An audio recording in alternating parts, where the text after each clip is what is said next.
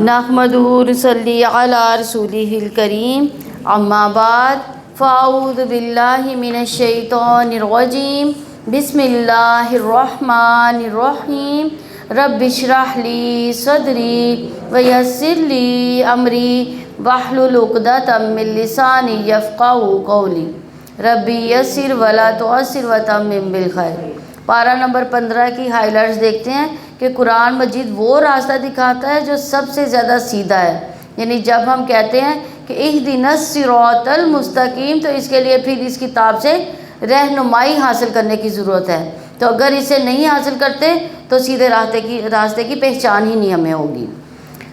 دوسری بات، آخرت کے لیے محنت کیے بغیر یہ سمجھنا کہ ہم آخرت کی تیاری کر رہے ہیں تو یہ خود کو دھوکہ دینے کے برابر ہے۔ تیسری بات، علم حاصل کرنے کے لیے سفر کرنا ضروری ہے۔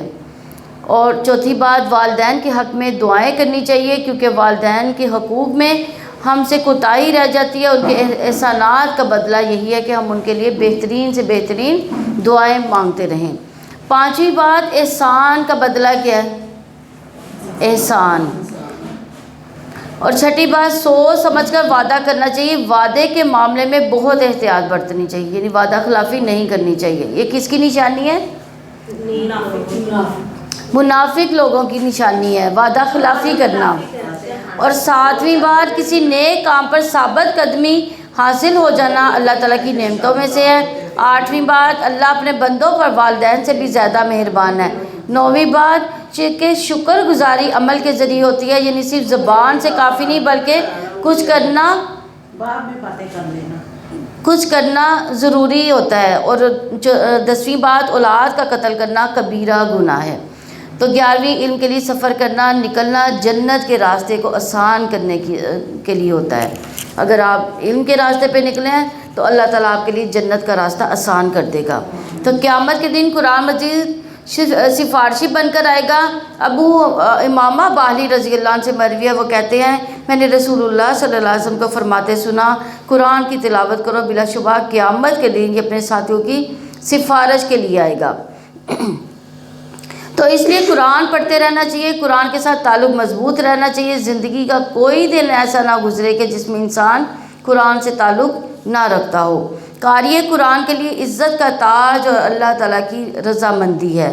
ابو ہریرہ رضی اللہ عنہ سے روایت ہے کہ نبی صلی اللہ علیہ وسلم نے فرمایا قیامت کے دن قرآن آئے گا اور کہے گا اے میرے رب اس قاری قرآن کو زیور پہنا دے، تو اس شخص کا عزت کا تاج جس کو پہنایا جائے گا، تصور کرے کہ وہ کتنا خوبصورت تاج ہوگا۔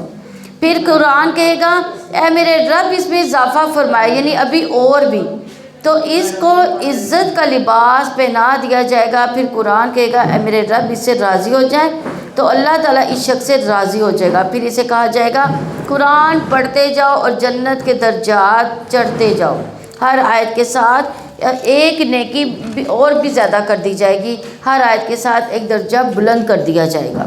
تو والدین کے سر پر نور کا تاج پہنانے کا باعث ہوگا، یعنی بریدہ رضی اللہ عنہ سے روایت ہے، وہ کہتے ہیں کہ رسول اللہ صلی اللہ علیہ وسلم نے فرمایا جس نے قرآن پڑھا اور سیکھا، اس پر عمل کیا، یعنی صرف حافظ قرآن ہونا کافی نہیں، قرأ القرآن و تعلم و عمل بھی، تو اس کے والدین کو قیامت کے دن نور کا ایسا تاج پہنایا جائے گا جس کی روشنی سورج کی روشنی کی طرح ہوگی، اور اس کے والدین کو ایسے دو ریشمی حلے پہنائے جائیں گے، یعنی لباس کہ وہ دنیا کے 2 لباسوں کی قیمت کے برابر بھی نہ ہوں گے، یعنی اتنے قیمتی اتنے مہنگے، اور دونوں کہیں گے یہ ہمیں کیوں پہنائے گے؟ تو کہا جائے گا تمہارے بچے کے قرآن حاصل کرنے کی وجہ سے۔ آج ہم اپنے بچوں کو دنیا کی ڈگریاں حاصل کرنے کے لیے اپنا سب کچھ قربان کر دیتے ہیں، ہر طرح کا خرچ کرتے ہیں، لیکن اگر وہ قرآن کی تعلیم حاصل کرنا چاہیں تو ہم انہیں کوئی بھی سہولت دینے کو تیار نہیں۔ یہاں سوال یہ پیدا ہوتا ہے کہ صاحب قرآن کے درجے تو بلند ہوں گے، ہر آیت کے بدلے درجہ بلند ہوگا، لیکن والدین کے لیے کیوں ہوں گے؟ صرف اس لیے نہیں کہ انہوں نے پیدا کیا، اس لیے کہ انہوں نے اپنے بچے کو یہ سہولت دی، پڑھنے کی سہولت دی۔ کوئی بھی بچہ حافظ قرآن عالم قرآن بن نہیں سکتا جب تک کہ اس کے والدین اس کا ساتھ نہ دیں اور وہ مسلسل اس کو سہولتیں نہ فراہم کرتے رہیں، کیونکہ بچہ ہی حفظ نہیں کرتا، ماں باپ کو شاید اس سے دگنا محنت کرنا پڑتی ہے، تو وہ اس کا ایک اعزاز ہوگا اس کے بدلے کہ انہوں نے اس کے قیامت کے دن اتنا بڑا ان کو اس بدلے کا اجر ملے گا۔ تو کل ہم سورہ کہف پڑھ رہے تھے، آج 16واں پارہ وہی سٹارٹ ہے سورہ کہف۔ قال الم اقل لک انک لن تستطیع معی صبرا، اس نے کہا کیا میں نے آپ سے کہا نہیں تھا کہ آپ میرے ساتھ ہرگز صبر نہ کر سکو گے؟ کون سا واقعہ یہ؟ موسیٰ علیہ السلام اور خضر علیہ السلام کا واقعہ، جو حصول علم کے لیے صبر جو تھی وہ شرط تھی۔ تو انہوں نے کیا کہا کہ آپ ہرگز صبر نہ کر سکو گے۔ موسیٰ نے کہا اس کے بعد اگر میں آپ سے کسی چیز کے بارے میں پوچھوں تو آپ مجھے ساتھ نہ دینا، اور یقیناً آپ میری طرف سے عذر کو پہنچ گئے ہوں گے۔ چنانچہ وہ دونوں چل پڑے، جہاں تک کہ وہ دونوں ایک بستی والوں کے پاس آئے۔ انہوں نے اس کے باشندوں سے کھانا طلب کیا تو انہوں نے انکار کر دیا کہ وہ ان کے مہمان نوازی کریں۔ پھر ان دونوں نے اس بستی میں ایک دیوار پائی جو چاہتی تھی کہ گر جائے، تو اس نے اسے سیدھا کر دیا۔ موسیٰ نے کہا اگر آپ چاہتے ہیں تو اس پر کچھ اجرت لے لیتے۔ یعنی ابھی کیا ہوا تھا کہ انہوں نے کھانا اس بستی سے مانگا تھا اور کھانا نہیں انہوں نے دیا، تو حضرت موسیٰ نے کہا کہ اس کی اجرت لے لیتے کہ آپ نے دیوار بنائی ہے۔ اس نے کہا یہ میرے اور آپ کے درمیان جدائی ہے، یعنی اب پھر انہوں نے سوال کر لیا۔ میں جلد ہی آپ کو ان باتوں کی اصل حقیقت بتاؤں گا جن پر آپ صبر نہیں کر سکے۔ رہی کشتی تو وہ چند مسکینوں کی تھی جو سمندر میں کام کرتے تھے، چنانچہ میں نے ارادہ کیا کہ میں اسے عیب دار کر دوں۔ ان کے آگے ایک ایسا بادشاہ تھا جو زبردستی ہر کشتی چھین لیتا تھا۔ یعنی اس سے مسکین کی تعریف کا بھی پتہ چلتا ہے کہ بعض کا زکوٰۃ کا مستحق کوئی ایسا شخص بھی ہو سکتا ہے۔ آپ کو معلوم ہے کہ زکوٰۃ کا مستحق کون ہے؟ فقراء، مساکین۔ تو مسکین کون ہوتا ہے؟ مسکین وہ ہوتا ہے جس کے پاس ہو لیکن کافی نہ ہو۔ یعنی دیکھیں وہ کشتی کے ذریعے روزگاری حاصل کر رہا ہے، لیکن اس کا روزگار اتنا نہیں ہے کہ وہ اپنے جو ہے وہ اپنے گھر کا پورا بندوبست کر سکے، پورے اخراجات ہو سکے اس کے لیے۔ تو رہا لڑکا تو اس کے والدین مومن تھے، چنانچہ ہمیں اندیشہ ہوا کہ وہ ان دونوں کی سرکشی اور کفر میں پھنسا دے گا، تو ہم نے چاہا کہ ان دونوں کا رب ان دونوں کو ان کا بہترین بدلہ عطا فرمائے جو پاکیزگی میں اس سے بہتر ہو اور رحمت میں زیادہ ہو۔ تو سبحان اللہ، کس طرح اپنے دوستوں کے لیے حسن تدبیر کرتا ہے۔ بظاہر تکلیف دہ معاملہ ہے، لیکن اس کے باطن میں اللہ کی رحمت ہوتی ہے۔ تو مومن کے لیے اللہ تعالیٰ کی تقدیر اپنی خواہش سے بہتر ہوتی ہے۔ یعنی بعض کا تو آپ کی خواہشات ہوتی ہے، دعائیں کرتے ہیں، مثلا کوئی عورت پریگننٹ ہوتی ہے تو وہ اپنے بچے کے لیے دعائیں کرتی ہے، اس کی صحت کی، اس کی زندگی کی، بہت ساری دعائیں، اور بہت سے خواب بھی سجاتی ہیں کہ میں اس کی ایسے پرورش کروں گی، ایسے رکھوں گی۔ لیکن جب بچہ ہوتا ہے تو وہ کیا ہوتا ہے؟ معذور ہوتا ہے، تو اس کے دل کے اندر ایک ڈاؤٹ آ جاتا ہے کہ کیا میری دعائیں قبول نہیں ہوئی، یا مجھے دعائیں کرنی نہیں چاہیے تھی۔ تو ایسا نہیں، بات یہ کہ اللہ کو معلوم ہے ماں کیا چاہتی ہے، بچے کے حق میں کیا بہتر ہے۔ تو پھر اس ماں ہی کے حق میں آئندہ اس بچے کی وجہ سے کتنی بھلائیاں لکھی ہوتی ہیں، تو جو اس کے بغیر حاصل نہیں ہو سکتی۔ تو یہاں بھی ہمیں یہ نقطہ یاد رکھنا چاہیے کہ بہت دفعہ ہماری دعاؤں کے برعکس ہمارے کام ہو جاتے ہیں، ہماری خواہشات کے برعکس چیزیں ہو رہی ہوتی ہیں۔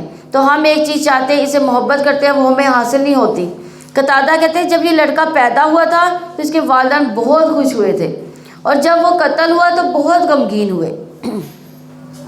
آپ سوچئے کہ ایک بیٹا ہو کسی کا اور وہ بھی دعاؤں اور تمناؤں سے لیا ہو، پھر اس کو کوئی قتل کر دے تو ماں باپ کی کیا حالت ہوتی ہے۔ لیکن یہاں حکمت کیا تھی کہ اگر یہ لڑکا زندہ رہتا تو اس کے والدین تباہ ہو جاتے۔ تو اللہ سبحانہ و تعالیٰ چونکہ والدین نیک تھے تو اللہ تعالیٰ نے ان کو ایک بڑی آفت و مصیبت سے بچا لیا، تو ان کے اپنے ہی گھر میں پیدا ہوئی تھی۔ تو اسے انسان کو اللہ کی تقدیر پر راضی رہنا چاہیے، کیونکہ مومن کے لیے اللہ کی تقدیر جسے ناپسند کرتا ہے، بعض کا ہمارا دل بہت گھٹتا ہے کہ یہ چیزیں ایسی کیوں ہو رہی ہیں، تو وہ اس تقدیر سے بہتر ہے جسے وہ پسند کرتا ہے۔ یعنی بندہ جو چیز اپنے لیے چاہتا ہے اس سے بہتر ہے جو اللہ تعالیٰ فیصلہ کرتا ہے۔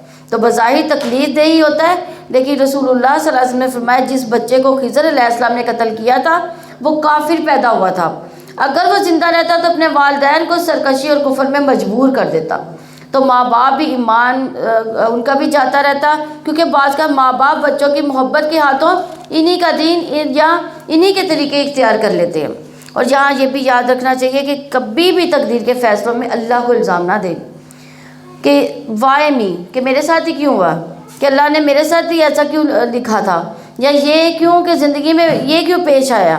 عبادہ بن صامت رضی اللہ عنہ سے روایت ہے، وہ کہتے ہیں کہ ایک آدمی نبی صلی اللہ علیہ وسلم کے پاس آیا اور کہنے لگا، اے اللہ کے نبی صلی اللہ علیہ وسلم، کون سا عمل افضل ہے؟ آپ نے فرمایا، اللہ پر ایمان لانا، اس کی تقدیر، تو اس کی تصدیق کرنا، اس کے راستے میں جہاد کرنا۔ اس نے کہا، اللہ کے رسول صلی اللہ علیہ وسلم، میں اس سے آسان عمل چاہتا ہوں، یعنی میں اتنی ہمت نہیں کہ یہ سب کچھ کر سکوں۔ آپ نے فرمایا، عفو درگزر کرنا، صبر کرنا۔ اس نے کہا، اللہ کے رسول صلی اللہ علیہ وسلم، میرا ارادہ تو اس سے بھی آسان عمل کرنے کا ہے۔ آپ نے فرمایا، اللہ تمہارے بارے میں جو فیصلہ کر دے، اس پر اللہ تبارک و تعالیٰ کو الزام نہیں دینا۔ یعنی کچھ بھی زندگی میں پیش آ جائے تو یہی سوچنا ہے کہ اس میں کوئی خیر ہوگی، میرے رب نے مجھ پر ظلم نہیں کیا، اس میں بھی کوئی حکمت ہے، کوئی مصلحت ہے۔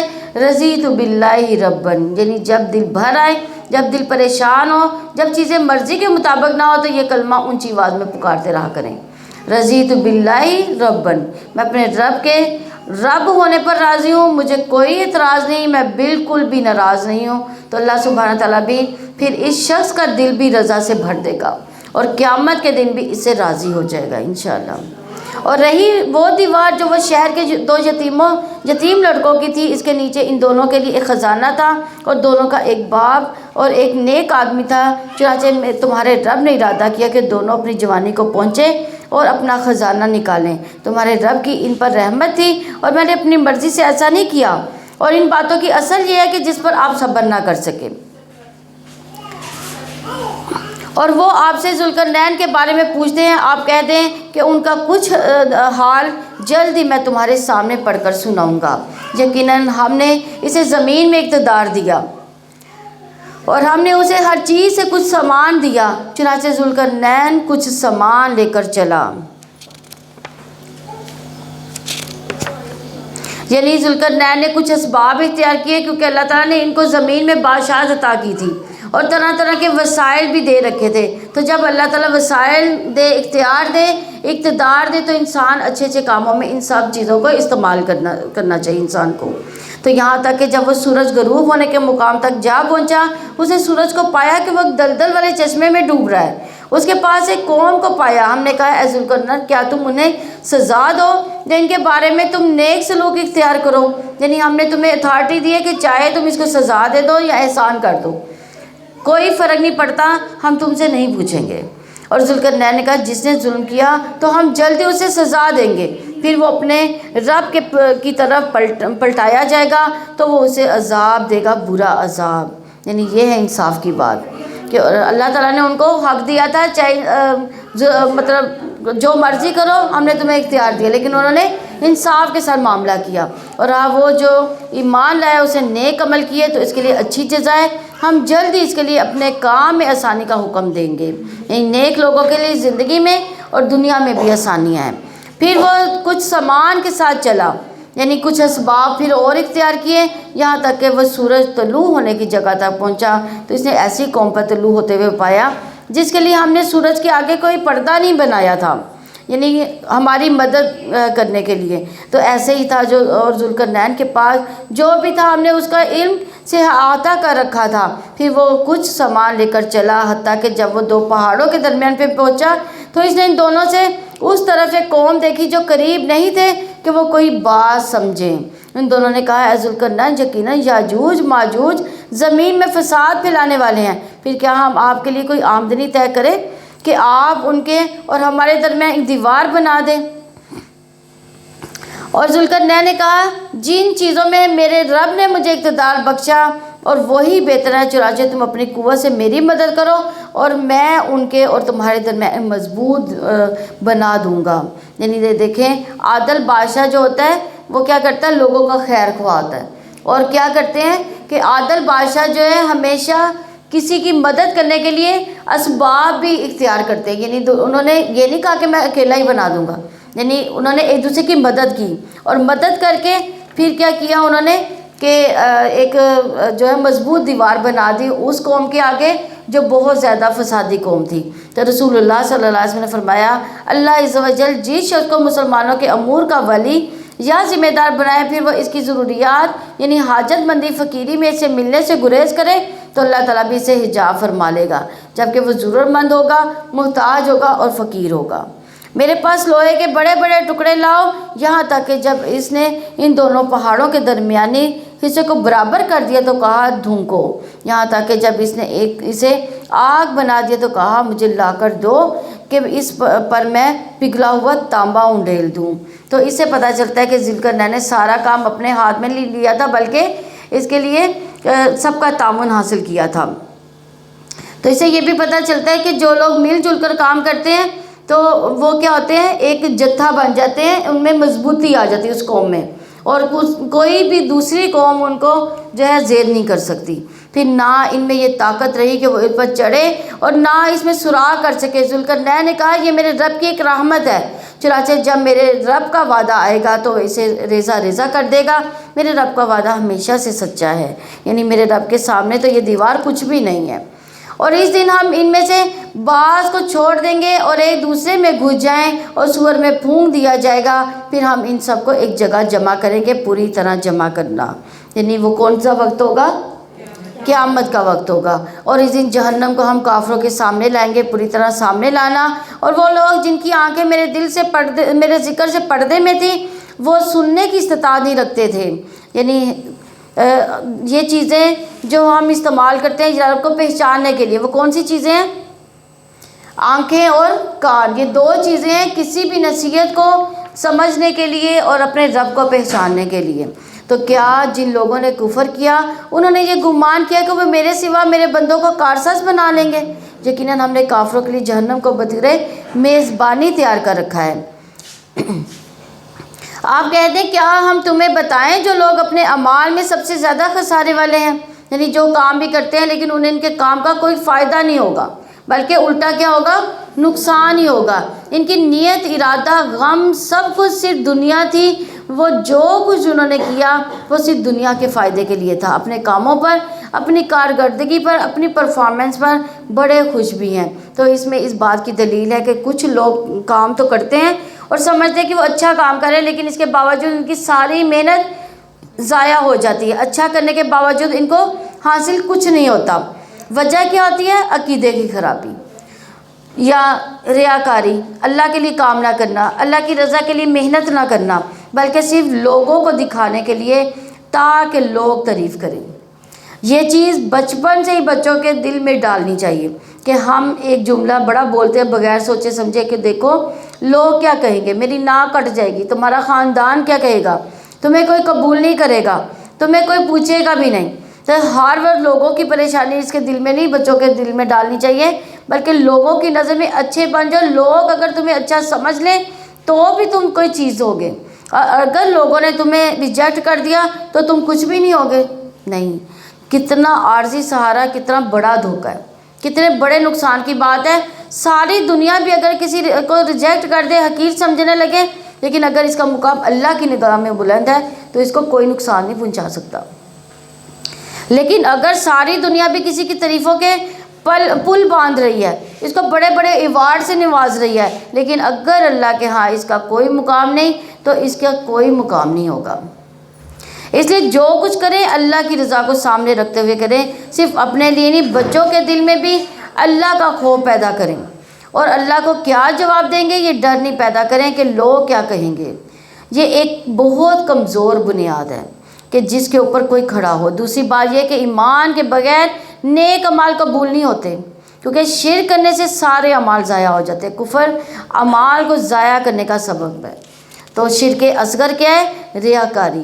رسول اللہ صلی اللہ علیہ وسلم نے فرمایا مجھے تمہارے حق میں سب سے زیادہ شرک اصغر کا خوف ہے۔ صحابہ نے عرض کیا شرک اصغر کیا ہوتا ہے؟ آپ نے فرمایا ریاکاری۔ اللہ عز و جل قیامت کے دن جب لوگوں کو بدلہ دے گا تو ریاکاروں سے کہے گا ان ہستیوں کی طرف چلے جاؤ جن کے سامنے دنیا میں تم ریاکاری کرتے تھے، اور دیکھو کیا تم ان کے پاس کوئی بدلہ پاتے ہو؟ وہ لوگ جن کی محنت دنیا کی زندگی میں ہی کھو گئی اور وہ سمجھتے رہے کہ یقیناً یہ ایک اچھا کام کر رہے ہیں، یہ وہ لوگ ہیں جنہوں نے اپنے رب کی آیات کے ساتھ، اس کی ملاقات کے ساتھ کفر کیا، تو اس کے سارے اعمال ضائع ہو گئے۔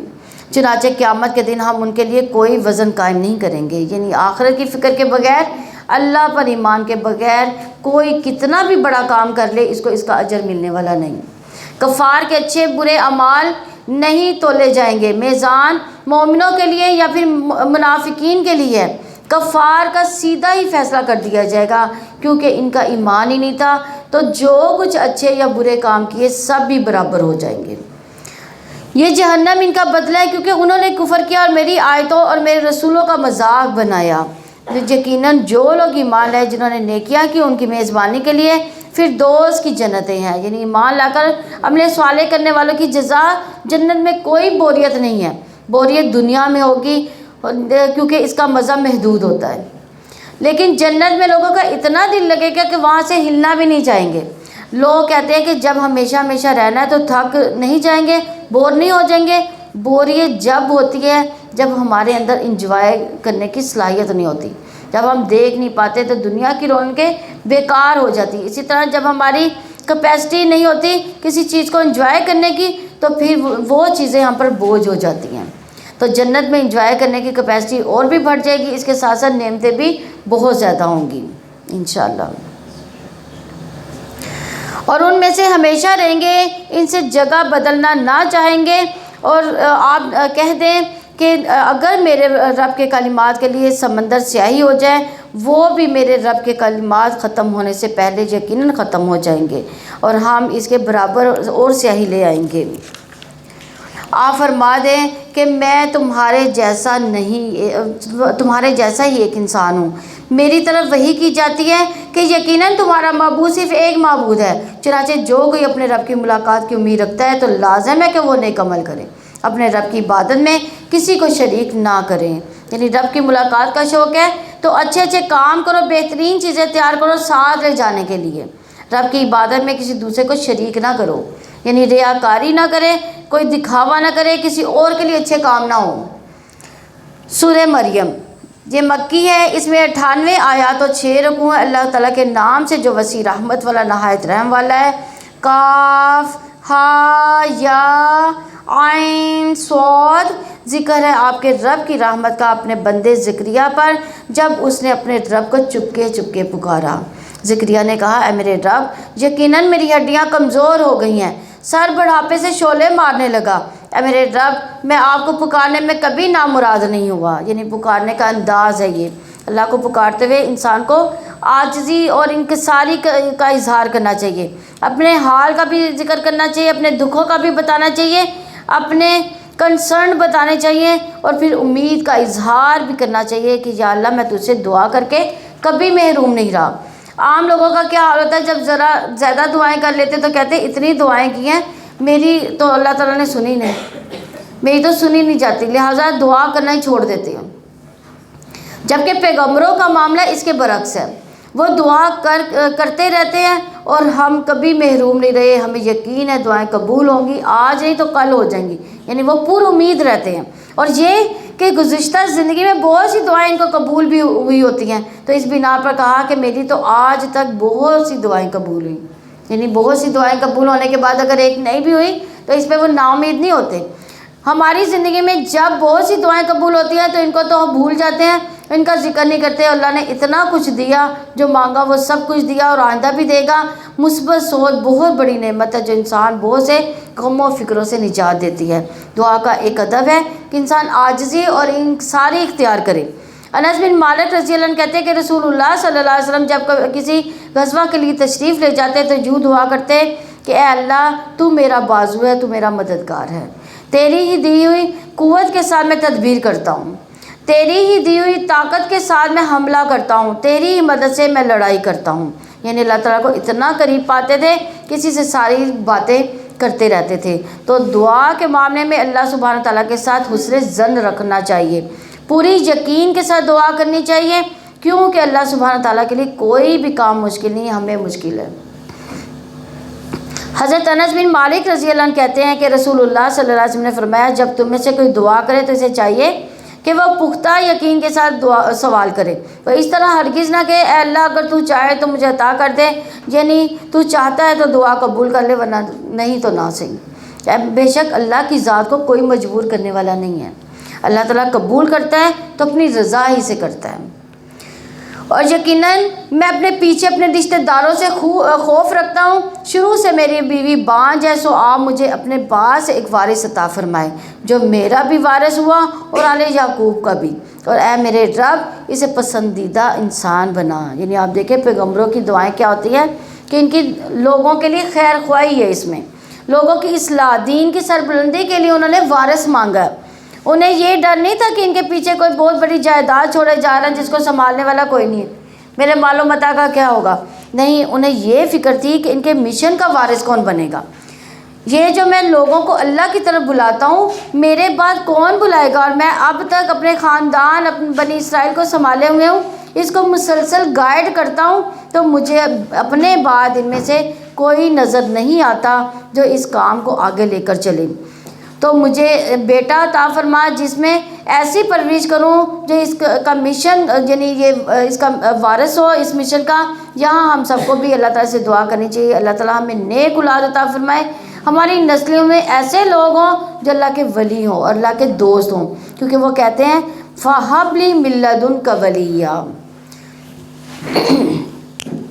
اے زکریا یقیناً ہم آپ کو ایک لڑکے کی بشارت دیتے ہیں جس کا نام یحییٰ ہوگا، اس سے پہلے ہم نے اس کا کوئی ہم نام نہیں بنایا، یعنی ایک واحد نام جو اللہ تعالیٰ نے خود تجویز کیا تھا، یعنی یونیک نام تھا۔ اللہ سبحانہ تعالیٰ نے نہ صرف دعا قبول کی، انہیں عزت بخشی، انہیں بیٹا دیا، اس کا نام بھی خود رکھا اور اتنی اچھی طرح دعا بھی قبول کی۔ زکریا نے کہا اے میرے رب میرے لیے لڑکا کیسے ہوگا جبکہ میری بیوی شروع سے ہی بانجھ ہے اور میں بڑھاپے کی آخری حد تک پہنچ گیا۔ کہا ایسا ہی ہوگا، آپ کے رب نے فرمایا کہ مجھ پر وہ بہت آسان ہے، یقیناً میں اس سے پہلے آپ کو پیدا کر چکا ہوں حالانکہ آپ کچھ بھی نہ تھے، یعنی اگر تمہیں پیدا کیا تو تمہارا بیٹا بھی ہو سکتا ہے۔ زکریا نے کہا میرے رب آپ میرے لیے کوئی نشانی مقرر فرمائے۔ اللہ تعالیٰ نے فرمایا تیرے لیے نشانی یہ کہ تندرست ہوتے ہوئے 3 راتیں لوگوں سے بات نہ کرے گا، یعنی تمہاری زبان بند ہو جائے گی۔ تو وہ اپنے کمرہ عبادت سے نکل کر اپنی قوم کے پاس آیا، بس ان کی طرف اشارہ کیا کہ صبح شام تسبیح کرو، یعنی جب اللہ تعالیٰ کوئی نعمت دے تو اس پر کیا کرنا چاہیے، تعریف کرنی چاہیے، اللہ تعالیٰ کی تسبیح کرنی چاہیے۔ تو یہ قوم کو کیوں کہا انہوں نے کہ آپ بھی تسبیح کریں؟ اس لیے کہ قوم کی جو ہے ان تعلیمات کے لیے ان کے لیے انہوں نے وارث مانگا تھا کہ میرے بعد ان کو تعلیم کون دے گا، تو یہ قوم کے اوپر اللہ تعالیٰ کی رحمت تھی، اس لیے ان کو کہا تھا کہ آپ بھی تسبیحات کریں۔ اے یحییٰ کتاب کو مضبوطی سے پکڑو، اور ہم نے اپنے بچپن میں دین کی سمجھ عطا کی، یعنی تورات پر مضبوطی سے عمل پیرا ہو، اور اپنی جناب سے اسے نرم دلی پاکیزگی عطا کی تھی، اور وہ اللہ تعالیٰ سے ڈرنے والا تھا، اپنے والدین سے نیکی کرنے والا تھا، سرکش نافرمان نہیں تھا۔ یعنی یحییٰ علیہ السلام کی صفات بھی یہاں پہ بیان کی جا رہی ہیں، سورہ آل عمران میں بھی اس کی صفات بیان ہوئی تھی۔ اللہ تعالیٰ دعائیں قبول کرتا ہے تو کیسے اچھے طریقے سے کرتا ہے کہ انہیں بیٹا بھی دیا، اس کے ساتھ وہ ساری کوالٹیز دی جو شاید ان کے ذہن و گمان میں بھی نہیں تھا، اور اس کام کے لیے ضروری تھی ان سب صفات کا ساتھ پیدا ہونا۔ اور سلام اس پر جس دن وہ پیدا ہوا اور جس دن وہ مرے گا اور جس روز زندہ کر کے اٹھایا جائے گا۔ یعنی یاد رکھیے یہ 3 موقع بڑی وحشت کے موقع ہوتے ہیں۔ جب انسان ماں کے پیٹ سے دنیا میں آتا ہے تو روتا ہے، ایک دم اس کو وحشت ہوتی ہے، اور کہاں آ گیا ہوں، کیونکہ وہ اب تک کمفرٹ زون میں ہوتا ہے، اتنا محفوظ ہوتا ہے، اتنی کوزی جگہ پر ہوتا ہے، یکدم وہ دنیا میں آتا ہے تو اس کے لیے تکلیف دہ ہوتی ہے۔ دوسرے جب موت کا فرشتہ آتا ہے تو انسان ایسی چیز دیکھتا ہے جو اس نے پہلے کبھی نہیں دیکھی۔ موت کا نزا کا اور قبر تک جانے کا بڑی وحشت کا معاملہ ہوتا ہے، جس میں دوسرے ہی لوگ اس کو نہلا رہے ہوتے ہیں، کفن پہنا رہے ہوتے ہیں، قبر میں اکیلے رکھ رہے ہوتے ہیں، تو وہ بھی بہت وحشت کا دن ہوتا ہے۔ تیسرے جب انسان قبروں سے سو کر اٹھیں گے، یعنی قبروں سے نکلیں گے، حشر کے میدان میں لوگ گتھم گتھا ہو رہے ہوں گے، ہر طرف ایک عجیب سی کیفیت ہوگی، ہر چیز بدل چکی ہوگی، ہر چیز تبدیل ہو چکی ہوگی، تو وہ بھی وحشت کا دن ہوگا۔ تو اللہ سبحانہ تعالیٰ نے یحییٰ علیہ السلام کے لیے ان تینوں دنوں میں سلامتی کا وعدہ کیا کہ ان کے لیے ان تینوں اوقات میں وحشت نہیں ہوگی، اور اپنے لیے دعا مانگے یا اللہ ہمارے لیے بھی موت کے دن، قبر میں، آخرت میں وحشت نہ ہو، ہمیں تو اپنی طرف سے سلامتی سے نوازنا۔ اور اس کتاب میں مریم کا ذکر کرو جب کہ وہ اپنے گھر والوں سے الگ ہو کر مشرقی جانب چلی گئی، اور پھر اس نے ان کی طرف سے ایک پردہ بنا لیا، تو ہم نے اس کے پاس اپنے خاص فرشتے کو بھیجا تو اس کے لیے اس نے پورے انسان کی شکل اختیار کر لی۔ مریم نے کہا یقیناً میں تجھ سے رحمان کی پناہ مانگتی ہوں، اگر تو اللہ تعالیٰ سے ڈر جانے والا ہے، یعنی کیونکہ ان کا کہ کبھی کسی مرد سے سامنا نہیں ہوا تھا، اور عبادت کے لیے وہ آئی تھی تو اپنی عبادت گاہ میں ایک مرد کو دیکھ کر بہت پریشان ہو گئی، تو انہوں نے اس مرد کے شر سے پناہ مانگنے کی اللہ عز و جل کا خوف دلایا اس کو، تو انہیں پتہ نہیں تھا کہ یہ فرشتہ ہے کہ تم اللہ تعالیٰ سے ڈرو۔ فرشتے نے کہا یقیناً میں تو تیرے رب کا بھیجا ہوا ہوں تاکہ میں تجھے ایک پاکیزہ لڑکا دوں۔ مریم نے کہا میرے یہاں لڑکا کیسے ہوگا، اور مجھے کسی انسان نے چھوا تک نہیں، اور میں کبھی بدکار نہ تھی، یعنی کوئی سبب نہیں ہے کہ میرے ہاں بیٹا ہو۔ فرشتے نے کہا کہ ایسا نہیں ہوگا، تیرے رب نے کہا ہے وہ مجھ پر تو بہت آسان ہے تاکہ ہم اسے لوگوں کے لیے ایک نشانی اور اپنی جانب سے ایک رحمت بنا دیں، اور ہمیشہ سے یہ ایک طے شدہ کام ہے۔ پھر مریم نے اس بچے کا حمل اٹھا لیا تو اس کے ساتھ الگ ہو کر ایک دور کی جگہ چلی گئی، پھر زچگی کے درد سے کھجور کے تنے تک آ گئیں۔ اس نے کہا اے کاش میں اس سے پہلے ہی مر جاتی اور میں بھولی بھلائی ہوئی ہوتی، یعنی کتنی تکلیف ہوتی ہے۔ اس بات کا خوف بھی تھا کہ اب اس بچے کو لے کر جائیں گے کہاں، اور وہ خود اتنی پرہیزگار نیک مشہور تھی، تو ایک نیک پاک دامن عورت سے ایک ایسی چیز کی توقع کوئی بھی نہیں کر سکتا تھا، تو انہیں اپنی عزت کا بھی خوف تھا، غمگین بھی تھی، تکلیف بھی تھی، اور پھر فزیکل النس بھی تھی، ایموشنل بھی وہ پریشانی میں مبتلا تھی۔ پھر مریم کو فرشتے نے اس کے نیچے سے آواز دی کہ غم نہ کرو، یقیناً تیرے رب نے تیرے نیچے سے ایک چشمہ جاری کر دیا، اور تم کھجور کے تنے کو اپنی طرف ہلاؤ، تمہارے اوپر تر و تازہ پکی ہوئی کھجوریں گرائے گا۔ یعنی یاد رکھیے کہ رزق کے لیے اسباب اختیار کرنا ضروری ہیں، تو یعنی کھجوریں تھی لیکن ہلانی خود پڑنی تھی۔ رزق اللہ کی طرف سے آتا ہے، اوپر سے آتا ہے، لیکن محنت کون کرتا ہے؟ انسان کرتا ہے۔ وہ محنت اس تکلیف کے وقت میں بھی اس کو کرنی پڑ رہی تھی، اور اس کے لیے بھی کہ اس وقت ایک ورزش بھی ہو جائے گی اور طاقت بھی اس کو ملے گی۔ زچہ کے لیے کھجور سب سے بہترین چیز ہے، کھجور اور پانی۔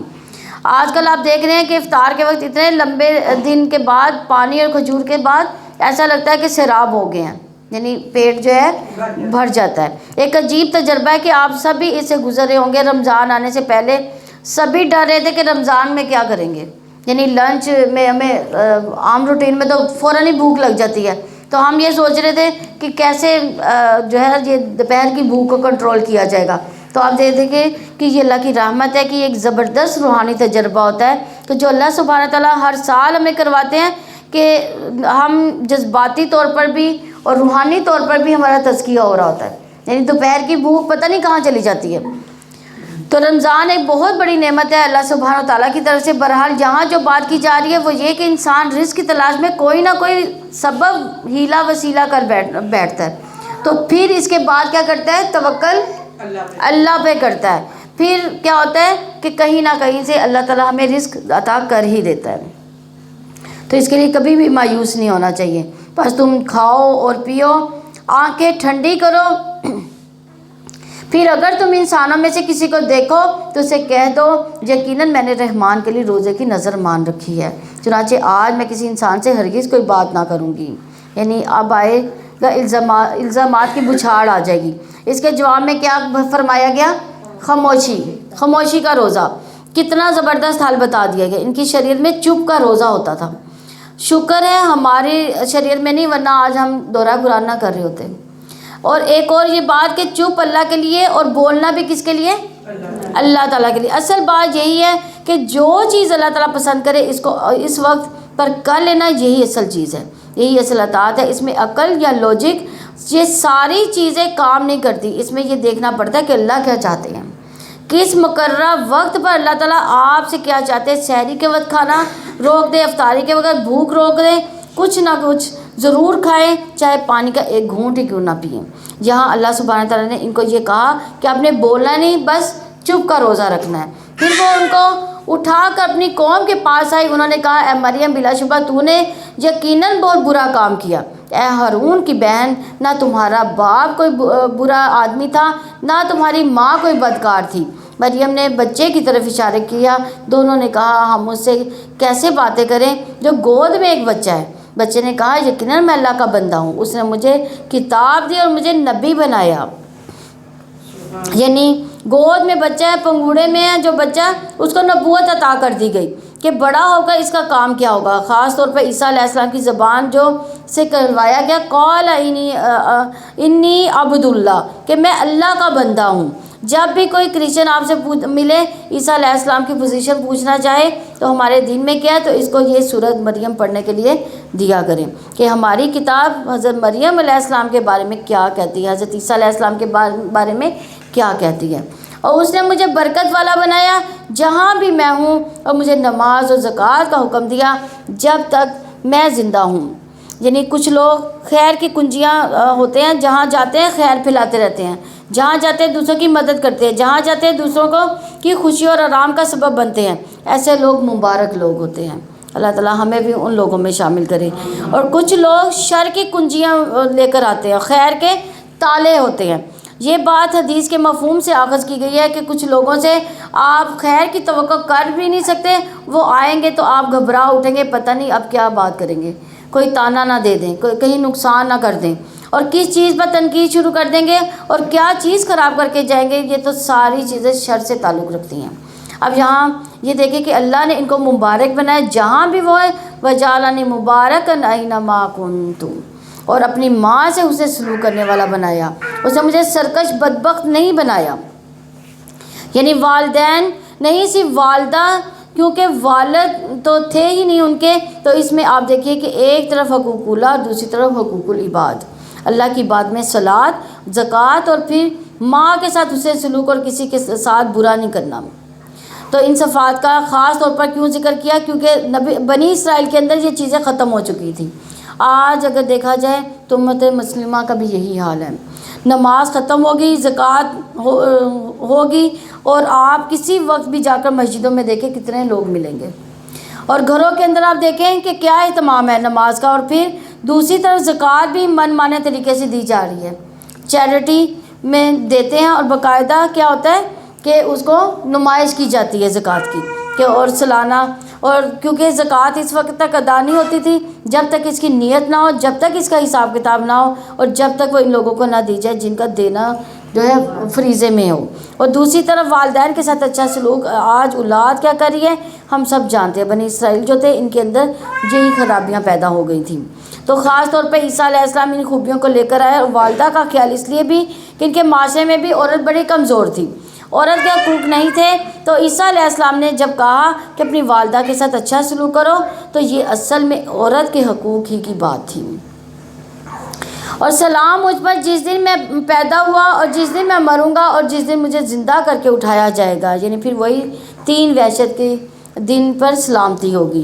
یہ ہے عیسیٰ ابن مریم، حق کی بات جس میں وہ شک کرتے ہیں۔ اللہ تعالیٰ ہمیشہ سے ایسا نہیں کہ وہ کوئی اولاد بنائے، وہ پاک ہے، جب وہ کسی کام کا فیصلہ کرتا ہے تو یقیناً اس کے لیے کہتا ہو جا تو وہ ہو جاتا ہے، اور یقیناً اللہ تعالیٰ میرا رب بھی ہے، تمہارا رب بھی، چنانچہ تم اس کی عبادت کرو، یہ سیدھا راستہ ہے۔ پھر گروہوں نے اپنے درمیان اختلاف کیا، تو ان لوگوں کے لیے جنہوں نے کفر کیا ایک بڑے دن کی حاضری سے ہلاکت ہوگی۔ کس قدر سننے والے ہوں گے وہ، اور کس قدر دیکھنے والے، جس دن وہ ہمارے پاس آئیں گے، لیکن آج ظالم کھلی گمراہی میں ہے۔ اور آپ ان لوگوں کو حسرت کے دن سے ڈرائیں جب معاملے کا فیصلہ کر دیا جائے گا اور وہ غفلت میں ہیں اور وہ ایمان نہیں لاتے۔ یعنی حسرت کہتے ہیں شدید ترین ندامت کو، اور ایسی چیز جو مر مٹنا، جو انسان سے چھوٹ گئی ہو اور اسے پکڑنا ممکن نہ ہو، کوئی اپرچونٹی ہاتھ سے نکل جائے، کوئی بہت قیمتی چیز اس سے فوت ہو جائے، تو قیامت کے دن یوم الحسرہ اس لیے کہا گیا کہ اس وقت سب اپنی کوتاہیوں پر سخت نادم ہوں گے، یہاں تک کہ مومن بھی نادم ہوں گے، کہ اس دن انسان سوچے گا میں نے اپنا فلاں وقت ضائع کیوں کیا، میں اس کام میں کیوں نہیں پڑی، میں نے زیادہ بہتر طریقے سے زندگی کیوں نہیں اختیار کی۔ تو یاد رکھیے ہر وہ جگہ جہاں اللہ کا ذکر نہ کیا جب انسان کے لیے قیامت کے دن باعث حسرت ہوگا۔ رسول اللہ صلی اللہ علیہ وسلم نے فرمایا جو لوگ کسی جگہ پر مجلس کریں لیکن اس میں اللہ کا ذکر نہ کریں، وہ ان کے لیے قیامت کے دن باعث حسرت ہوگی۔ اور جو آدمی کسی رستے پر چلتے ہوئے اللہ کا ذکر نہ کرے گا، گاڑی چلاتے ہوئے وہ چلنا بھی قیامت کے دن اس کے لیے باعث حسرت ہوگا۔ جو آدمی اپنے بستر پر آئے یعنی سونے کے لیے لیکن وہاں اللہ کا ذکر نہ کرے تو وہ سونا بھی اس کے لیے کیا ہوگا؟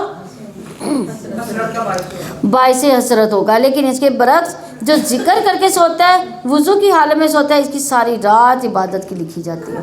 اور آج کل تو رمضان کی راتیں ہیں تو وہ قیام اللیل جو ہے، یعنی اگر آپ عشاء کی نماز باجماعت پڑھتے ہیں اور اس کے بعد فجر کی نماز بھی باجماعت پڑھتے ہیں تو وہ بھی جو ہے آپ کی پوری رات جو ہے عبادت کی رات جو ہے وہ گنی جاتی ہے۔ تو آپ فجر کی نماز بھی جو ہے مسجدوں میں پڑھنے کا اہتمام کریں، باجماعت پڑھنے کا اہتمام کریں۔ یقیناً ہم ہی زمین کے وارث ہوں گے اور جو اس پر ہیں اور وہ سب ہماری طرف ہی پلٹائے جائیں گے۔ اور آپ اس کتاب میں ابراہیم کا ذکر کرو، یقیناً وہ بہت سچے نبی تھے، بڑے سچے انسان تھے، صدیق تھے۔ صدیق کس کو کہتے ہیں؟ جو سچ بولنے والا ہو اور سچ پر قائم رہنے والا ہو، اس لیے بھی صدیق کہا جاتا ہے۔ اور وہ اللہ کی وحدانیت کی، رسولوں کی، قیامت کی، اللہ تعالیٰ کے احکامات کی تصدیق کرتا ہے۔ جب اس نے اپنے باپ سے کہا اے میرے ابا جان آپ اس کی عبادت کیوں کرتے ہیں جو نہ سنتا ہے نہ دیکھتا ہے نہ آپ کے کچھ بھی کام آ سکتا ہے؟ اے میرے ابا جان بلا شبہ میرے پاس یقیناً وہ علم آیا جو آپ کے پاس نہیں آیا، چنانچہ آپ میرے پیچھے چلیں، میں آپ کو سیدھے راستے پر لے جاؤں گا۔ یعنی بعض کا ایسا ہوتا ہے کہ اولاد والدین سے زیادہ سمجھدار ہو جاتی ہے۔ اے میرے ابا جان آپ شیطان کی عبادت نہ کریں، یقیناً شیطان ہمیشہ سے رحمان کا بڑا نافرمان ہے۔ یعنی کتنی زبردست لوجیکلی بات کی ہے، حالانکہ بیٹا ہے، باپ کو سمجھا رہا ہے۔ اے میرے ابا جان یقیناً میں ڈرتا ہوں کہ آپ کو رحمان کا کوئی عذاب پکڑ لے پھر آپ شیطان کے ساتھی ہو جائیں۔ یعنی یہاں پر آپ دیکھیے یا اباتی یا اباتی، اے میرے ابا جان لگاتار 3 دفعہ 3 آیتوں میں آیا۔ تو یا اباتی سے شروع ہو رہی ہیں 3 آیتیں، پیار سے بات کریں۔ والدین کو بھی اگر کچھ سمجھانا ہو تو کیسے سمجھانا چاہیے؟ پیار اور محبت سے سمجھائیں، چاہے وہ کافر ہی کیوں نہ ہو، چاہے وہ کتنے ہی بڑے مجرم کیوں نہ ہو، لیکن ان کے ساتھ کیسے بات کرنی ہے؟ ادب کے ساتھ بات کرنی، پیار سے بات کرنی ہے۔ باپ نے کہا اے ابراہیم کیا تم میرے معبودوں سے بے رغبتی کرنے والے ہو؟ یقیناً اگر تم باز نہ آئے تو میں ضرور تمہیں سنسار کر دوں گا اور تم مجھے چھوڑ دو کہ تم صحیح سالم حال میں ہو، یعنی نکل جاؤ یہاں سے۔ یعنی انہوں نے یعنی بیٹا باپ کو سمجھا رہا ہے اور باپ کیا کہہ رہا ہے؟ نکل جاؤ۔ اس نے کہا آپ پر سلام ہو، یہ کس کا واقعہ میں بیان کر رہی ہوں؟ ہاں، آپ پر سلام ہو، میں ضرور ہی اپنے رب سے آپ کے لیے بخشش کی دعا کروں گا، یقیناً وہ مجھ پر ہمیشہ سے بڑا مہربان ہے۔ اور میں تم سے بھی کنارہ کشی کرتا ہوں اور ان سے بھی جنہیں اللہ کے سوا تم پکارتے ہو، اور میں اپنے رب کو پکارتا ہوں، امید ہے کہ میں اپنے رب کو پکارنے میں نامراد نہیں ہوں گا۔ یعنی رہی امید والی بات جو ذکریہ کے اندر تھی، اللہ اکون بدعاء ربی شقیہ، رب سننے والا ہے، کوئی نا امیدی نہیں، کوئی مایوسی نہیں۔ یا ابراہیم بھی علیہ السلام کیا کہہ رہے ہیں کہ مجھے کوئی مایوسی نہیں ہے۔ اللہ تعالیٰ ہماری دعاؤں میں بھی ایسی ہی استقامت پیدا کر دے، ایسا ہی توکل پیدا کر دے۔ تو جب وہ ان سے جدا ہو گیا جن کو وہ اللہ تعالیٰ کو چھوڑ کر عبادت کرتے تھے، تو ہم نے اسے اسحاق اور یعقوب عطا فرمائے، ہر ایک کو ہم نے نبی بنایا۔ یعنی کس طرح اللہ سبحانہ و تعالیٰ نے معاوضہ دیا، والدین اور رشتہ دار، ماں باپ، خاندان، کنبہ، قبیلہ، دوست، علاقہ، سب کچھ چلا گیا، اس کا نعم البدل نیک اولاد دے دی۔ یعنی بعض کا انسان ماں باپ کے گھر دکھی ہوتا ہے، اللہ تعالیٰ آگے سسرال میں جو ہے آسانیاں کر دیتا ہے۔ تو انسان کو کبھی مایوس نہیں ہونا چاہیے، کبھی شوہر کی طرف سے کوئی تکلیف ہوتی ہے تو کبھی اولاد کی طرف سے، تو آنکھوں کی ٹھنڈک نصیب ہو جاتی ہے اولاد سے، تو انسان کو اللہ تعالیٰ کی طرف سے خیر ہی مانگتے رہنا چاہیے۔ تو دیکھیں یہاں پہ ابراہیم علیہ السلام ماں باپ سے دکھی ہو کر قبیلہ، کنبہ، ہر چیز چھوڑا ہے، تو یہاں اللہ تعالیٰ نے ان کو 2 بیٹے دے دیے، اور ہم نے انہیں اپنی رحمت سے نوازا، اور ہم نے ان کے لیے سچی ناموری کو بہت بلند کیا، یعنی ان کو دنیا میں بھی اچھی ناموری عطا کی۔ اور اس کتاب میں موسیٰ کا ذکر کرو، یقیناً وہ ایک خالص کیا ہوا شخص تھا اور رسول نبی تھا، اور ہم نے پہاڑ کی دائیں جانب سے اسے پکارا اور ہم نے سرگوشی کرتے ہوئے اسے قریب کیا۔ یعنی جیسے ایک اور جگہ پر بھی آتا ہے وَنَادَيْنَاهُ، 5 آیتوں میں اللہ تعالیٰ نے ندا کے ساتھ اس کلام کو بیان کیا، یعنی اللہ تعالیٰ نے جو کلام کیا آواز کے ساتھ کیا۔ نادا وَنَادَيْنَاهُ وَقَرَّبْنَاهُ وَنَجِّيَا، موسیٰ علیہ السلام کو اللہ تعالیٰ کا خاص قرب نصیب ہوا۔ مجاہد اس آیت کے بارے میں کہتے ہیں 7 آسمان اور عرش کے درمیان 70,000 پردے ہیں۔ اللہ تعالیٰ موسیٰ علیہ السلام کو اپنے قریب کرتے رہے یہاں تک کہ دونوں کے قریب سے ایک پردہ رہ گیا۔ جب اس جگہ دیکھا اور لوہے محفوظ پر چلنے والے کلموں کی آواز سنی تو موسیٰ نے اپنی فرمائش کر دی۔ قال ربی ارنی انظر الیک، میرے رب مجھے دکھا کہ میں تجھے دیکھوں۔ جس سے محبت ہوتی ہے اس کو دیکھنے کا بھی تو شوق ہوتا ہے نا۔ تو قال لن ترانی، کہ تو مجھے نہیں دیکھ سکتے۔ تو یہ تو موسیٰ علیہ السلام کا قرب ہے، لیکن ایک عام انسان کو بھی اللہ کا قرب نصیب ہوتا ہے۔ وہ کہاں؟ نماز میں، سجدے میں۔ اس لیے سجدہ کرتے ہوئے پیار سے سجدہ کریں تو آپ رب کے قریب ترین ہو جائیں، کہ دل سے دعا مانگا کریں۔ ایک طریقہ جو میں کرتی ہوں وہ یہ ہے کہ جیسے قرآنی مسنون دعاؤں کی کتاب کے شروع میں چھوٹی چھوٹی دعائیں لکھی ہوتی ہیں، مثلاً اللہم فقہنی فی الدین، تو یہ اس کو کیا کریں؟ سجدوں میں اس کا اہتمام کریں تاکہ اللہ تعالیٰ ہمیں دین کی سمجھ دے۔ یا اللہم اغفر لی وارحمنی، اس طرح کی دعائیں بھی جو ہے سجدے میں مانگی جا سکتی ہیں۔ آپ سجدے کی تسبیحات کریں، ساتھ میں یہ دعاؤں کا اہتمام کریں، اور رمضان میں اس کو جو ہے خاص اہتمام اس کا کریں۔ تو اس کے لیے ضروری ہے کہ آپ چھوٹی چھوٹی جو دعائیں ہیں وہ یاد بھی کریں، تاکہ چھوٹی چھوٹی دعائیں یاد ہوں گی، اور چھوٹی دعا ہو اور جامعہ دعا ہو، تاکہ آپ کو سجدے میں جو ہے پڑھنے بھی آسان ہو جائے۔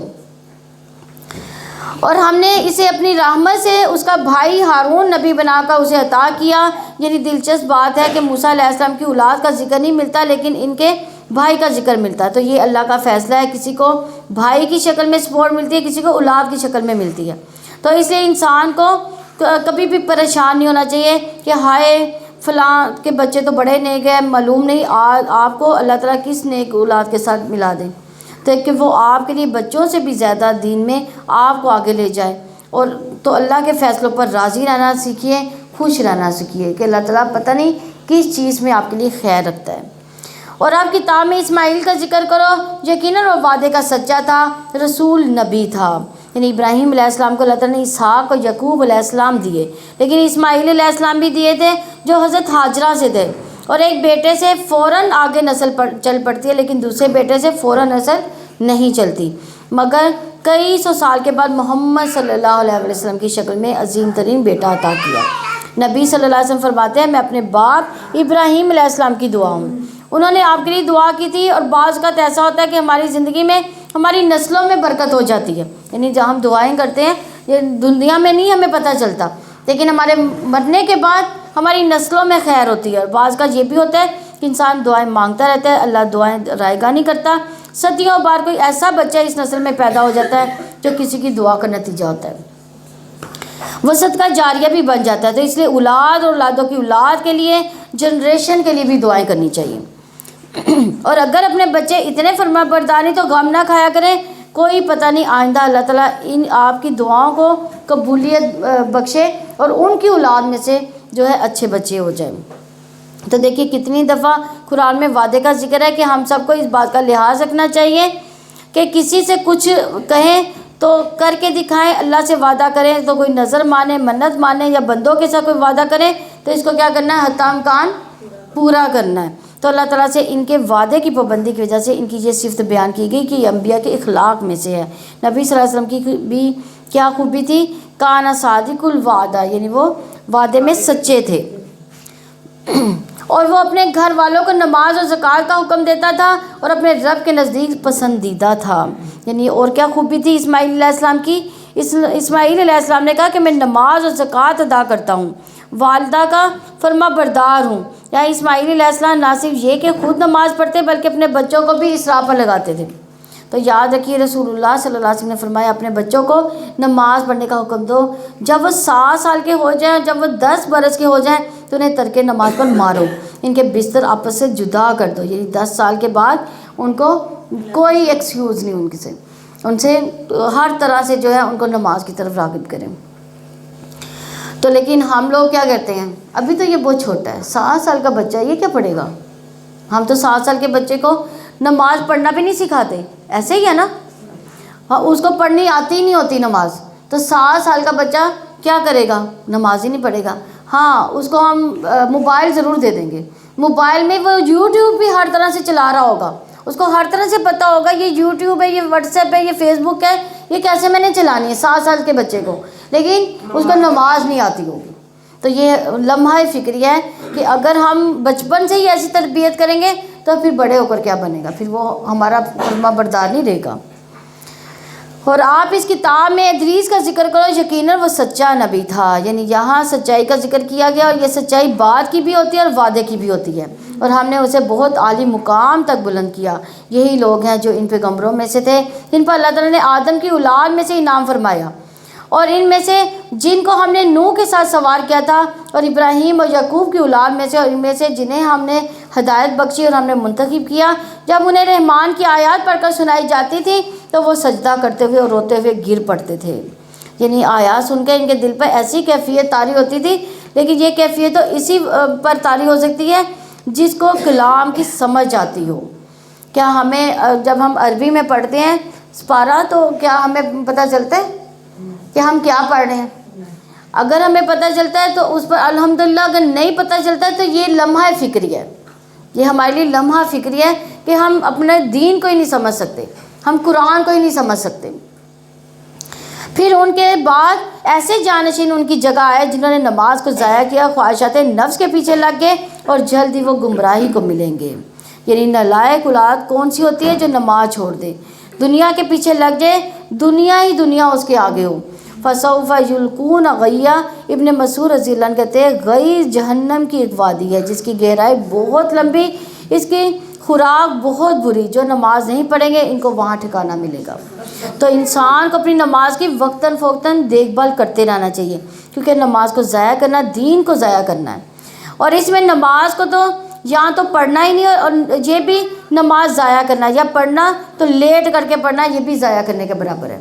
یعنی اگر ہم بیٹھے رہتے ہیں، نہیں ابھی تو نماز کا ٹائم ہے، ابھی تو وہ ٹائم ہے، اور آخری وقت میں نماز پڑھتے ہیں تو وہ بھی ضائع کرنے کے برابر ہے۔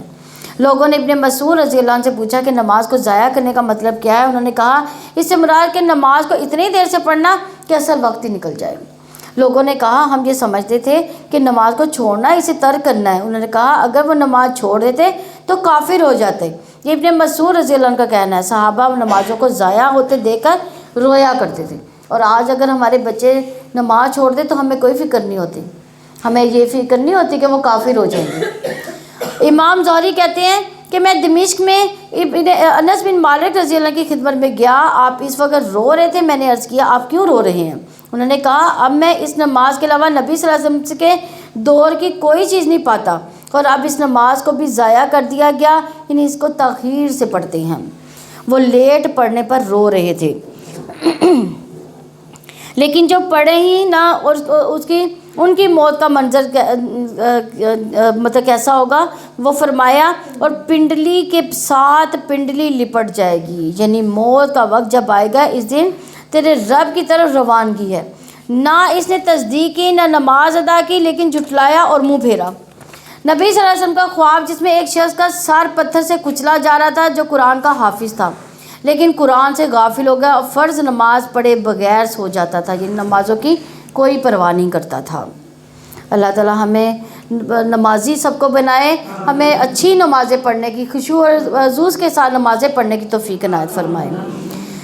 مگر جس نے توبہ کی، ایمان لایا، نیک عمل کیے تو وہی لوگ جنت میں داخل ہوں گے، ان پر کچھ بھی ظلم نہ کیا جائے گا، یعنی ساری نعمتوں کا پورا پورا بدلہ دیا جائے گا۔ کس شکل میں؟ جنت کی شکل میں۔ ابدی جنتیں ہیں جن کا رحمان نے اپنے بندوں سے بن دیکھے وعدہ کیا، یقیناً اس کا وعدہ ہمیشہ سے پورا ہو کر رہنے والا ہے۔ اللہم انی اسالک الجنت الفردوس، اس پر وہ سلام کے سوا کوئی لوگ بات نہ سنیں گے، ان کے لیے اس میں صبح شام اس کا رزق ہوگا، یعنی یہ بڑی خوبصورتی ہے جنت کی کہ فضول لوگ بیکار گفتگو وہاں نہیں ہوگی۔ یہ وہ جنت ہے جس کا وارث اپنے بندوں میں سے اسے ہم بنائیں گے جو اللہ تعالیٰ سے ڈرنے والا ہے، یعنی اس کو ملے گی یہ جنت جو متقی ہوگا، پرہیزگار ہوگا، گناہ سے بچنے والا ہوگا۔ اور ہم آپ کے رب کے حکم کے بغیر نہیں اترا کرتے، اسی کا ہے جو ہمارے سامنے ہے اور جو ہمارے پیچھے ہے، جو اس کے درمیان ہے، آپ کا رب کبھی بھولنے والا نہیں ہے، اور آسمانوں کا زمین کا اس کا رب ہے، اور جو بھی ان دونوں کے درمیان ہے دونوں آپ کی عبادت کریں اور اس کی عبادت پر پوری طرح جمے رہو۔ کیا آپ اس کا کوئی ہم نام جانتے ہیں؟ یعنی اللہ نام صرف کس کا ہے؟ صرف اللہ کا، اور کسی کا نام نہیں ہے۔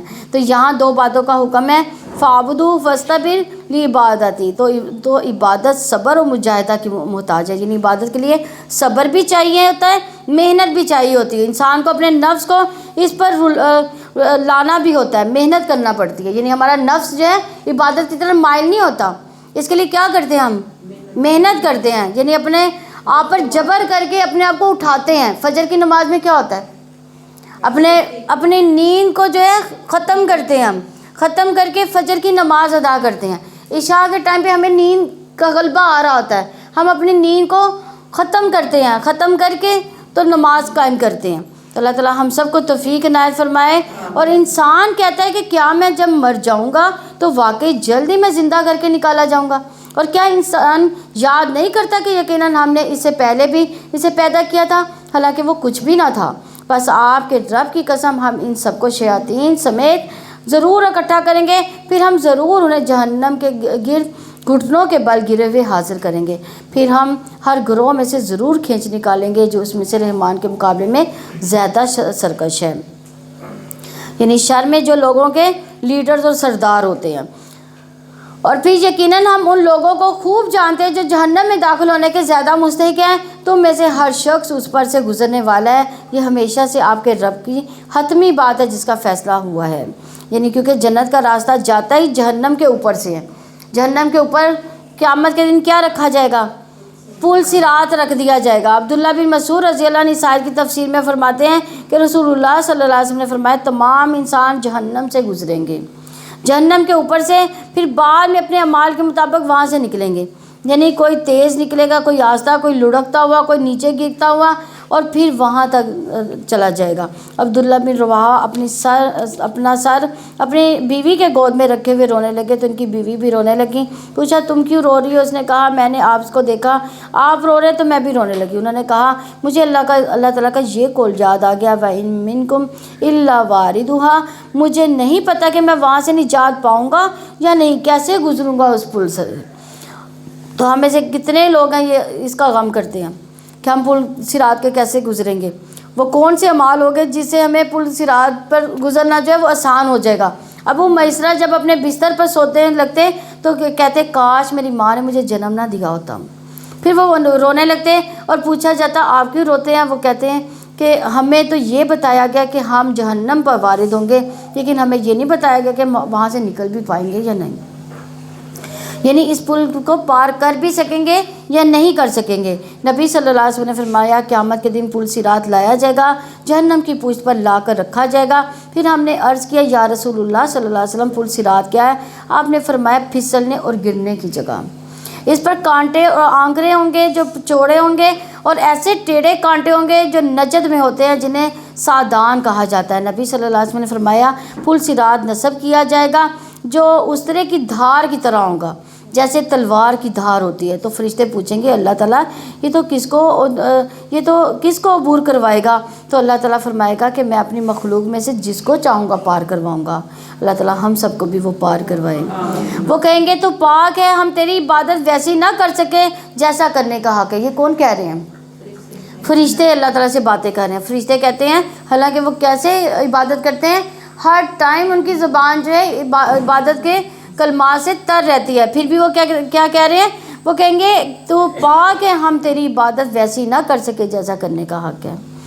ابو سعید خدری رضی اللہ عنہ کہتے ہیں کہ مجھ تک یہ حدیث پہنچی کہ پل صراط بال سے زیادہ باریک اور تلوار سے زیادہ تیز ہوگا، اس کے دونوں طرف لوہے کی کنڈیاں، اور پل صراط سے گزرنے کی رفتار اعمال کے مطابق ہوگی۔ وہاں اعمال کام آئیں گے، کوئی کسی کے کام نہیں آئے گا۔ حضرت عائشہ رضی اللہ عنہ نے جب پوچھا تھا نبی صلی اللہ علیہ وسلم سے کہ کیا ہمیں آپ وہاں یاد رکھیں گے، آپ نے فرمایا 3 جگہ پر کوئی کسی کو یاد نہیں رکھے گا، ان میں سے ایک مقام میں پل صراط سے گزرنا بھی ہے۔ یہاں اللہ تعالیٰ کیا فرماتے ہیں، متقی لوگوں کو اس سے بچا لیا جائے گا۔ وہاں کچھ لوگ دوڑتے ہوئے گزریں گے، کچھ چلتے ہوئے، کچھ گھسیٹتے ہوئے، کچھ گھٹنوں کے بل رینگتے ہوئے۔ تو جو جتنا اللہ سے ڈرتا ہے، نیک کام کرتا ہے، اپنے نفس کو کنٹرول میں رکھتا ہے، وہ اتنی تیزی کے ساتھ وہاں سے گزر جائے گا۔ اللہ تعالیٰ ہم سب کے لیے بھی آسانی فرمائیں اور پل صراط سے گزرنا آسان فرما دیں۔ اور پھر ہم ان لوگوں کو بچا لیں گے جو اللہ تعالیٰ سے ڈرتے رہے، اور ہم ظالموں کو ان میں گھٹنوں کے بل گرا کر چھوڑ دیں گے۔ اور جب انہیں ہماری واضح آیات پڑھ کر سنائی جاتی ہیں تو جن لوگوں نے کفر کیا وہ ان لوگوں سے کہتے ہیں جو ایمان لائے کہ ہم دونوں گروہوں میں سے کون سا مقام میں بہتر ہے، مجلس میں زیادہ اچھا ہے، یعنی دارالارقم اچھا ہے یا دارالندوہ۔ ان کو اپنی مجلس پر بڑا فخر تھا، اپنی اسمبلی میں وہ جگہ پر ان کو بہت ناز ہوتا تھا۔ اور کتنے زبانوں کے لوگ ہم نے ان سے پہلے بھی ہلاک کر دیے جو ان سے ساز و سامان اور دیکھنے میں زیادہ اچھے تھے۔ یاد رکھے اچھے لباس، اچھا رہن سہن اللہ کے یہاں کوئی مقام نہیں رکھتا۔ اللہ سبحانہ تعالیٰ جسم و شکلوں کو نہیں دیکھتا، اللہ سبحانہ تعالیٰ انسان کے دل کو دیکھتا ہے، اس میں کتنا تقویٰ ہے، اس کے مال کو دیکھتا ہے، اس کے اعمال کتنے اچھے ہیں، کتنا خلوص ان میں چھپا ہے۔ آپ کہتے ہیں جو شخص گمراہی میں ہوتا ہے تو لازم ہے کہ اسے رحمان ایک مدت تک مہلت دے، یہاں تک کہ جب وہ اسے دیکھ لیں گے جس کا ان سے وعدہ کیا جاتا ہے عذاب یا قیامت، تو وہ ضرور جان لیں گے کہ کون ہے جو مقام میں برتر ہے اور لشکر کے لحاظ سے زیادہ کمزور ہے۔ اور اللہ تعالیٰ ان لوگوں کو جنہوں نے ہدایت پائی ہدایت میں زیادہ کرتا ہے، اور باقی رہنے والی نیکیاں ہی آپ کے رب کے نزدیک ثواب انجام کے اعتبار سے بہتر ہیں۔ یعنی نیکی کے راستے پر چلنے کا نتیجہ آگے نیکیوں سے ملاقات ہے۔ تو یاد رکھیے ہر شخص علم یا نیک عمل کے لیے جو کوشش کرتا ہے، محنت کرتا ہے، تو اللہ تعالیٰ اس کوشش کے بدلے اس کو ایک اور نیکی کی توفیق عنایت فرماتا ہے۔ والباقیات الصالحات کیا ہے؟ سبحان اللہ والحمد للہ ولا الہ الا اللہ واللہ اکبر، یہی باقیات الصالحات ہے۔ تو کیا آپ نے اس شخص کو دیکھا جس نے ہماری آیات کا انکار کیا اور کہا کہ مجھے تو مال اور اولاد لازمت دیے ہی جانے والے ہیں؟ کیا اس نے غیب پر اطلاع پائی ہے یا اس نے رحمان کے نزدیک کوئی عہد لے رکھا ہے؟ ہرگز نہیں، جو کچھ وہ کہتا ہے وہ ہم ضرور لکھیں گے اور ہم اس کے عذاب میں اضافہ کریں گے، بہت اضافہ کرنا، اور جو کچھ وہ کہہ رہا ہے ہم اس کے وارث ہوں گے اور وہ ہمارے پاس اکیلا آئے گا۔ یعنی مال اور اولاد سب پیچھے رہ جائیں گے، انسان اکیلا رب کے حضور حاضر ہوتا ہے اور قبر میں بھی اکیلا جاتا ہے، آخرت میں بھی اکیلا اٹھایا جائے گا۔ انہوں نے اللہ تعالیٰ کے ماسوا معبود بنائے تاکہ وہ ان کے لیے باعث عزت ہوں، ہرگز نہیں، جلد ہی وہ ان کی عبادت کا انکار کر دیں گے، ان کے خلاف مقابل ہو جائیں گے۔ یعنی تو غیر اللہ سے مدد چاہتا ہے وہ بے یار و مددگار ہوگا، جو غیر اللہ ہوگا۔ کیا آپ نے دیکھا نہیں کہ یقیناً ہم نے کافروں پر شیاطین بھیج دیے جو انہیں ابھار رہے ہیں، خوب ابھارنا، یعنی جو خواہشات میں مبتلا ہے، یعنی شیاطین کی خواہشات میں مبتلا، شیاطین جو ہے ان کو پھسلاتے ہیں، فساد کی راہیں ان کو دکھاتے ہیں۔ چنانچہ آپ ان پر جلدی نہ کریں، یقیناً ہم ان کے لیے دن شمار کر رہے ہیں، اچھی طرح شمار کرنا، جس دن ہم متقیوں کو مہمان بنا کر رحمان کی طرف جمع کریں گے اور مجرموں کو جہنم کی طرف پیاسا ہانکیں گے۔ انہیں کسی سفارش کا اختیار نہیں ہوگا کہ مگر جنہوں نے رحمان سے کوئی عہد لے رکھا ہے۔ انہوں نے کہا کہ رحمان نے کسی کو بیٹا بنایا، بلا شبہ تم یقیناً بڑی بھاری بات کو آئے ہو۔ قریب ہے کہ اسے آسمان پھٹ جائے، زمین شک ہو جائے، پہاڑ ٹکڑے ٹکڑے ہو کر گر پڑے۔ یعنی کسی شرک سے ساری مخلوقات ڈرتی اور کانپتی ہے کہ انہوں نے رحمان کے لیے کسی اولاد کا دعویٰ کیا، حالانکہ رحمان کے لائق نہیں کہ وہ کسی اولاد کو بنائے۔ آسمان اور زمین میں جو کوئی بھی ہے رحمان کے پاس غلام بن کر ہی آنے والا ہے، بلا شبہ یقیناً اس نے اس کا احاطہ کر رکھا ہے، اس نے ان سب کو خوب اچھی طرح شمار کر کے گن رکھا ہے، اور ان میں سے ہر ایک قیامت کے دن ان کے پاس اکیلا آنے والا ہے۔ یقیناً جو لوگ ایمان ہے جنہوں نے نیکیاں کی، جلدی رحمان ان کے لیے محبت پیدا کر دے گا۔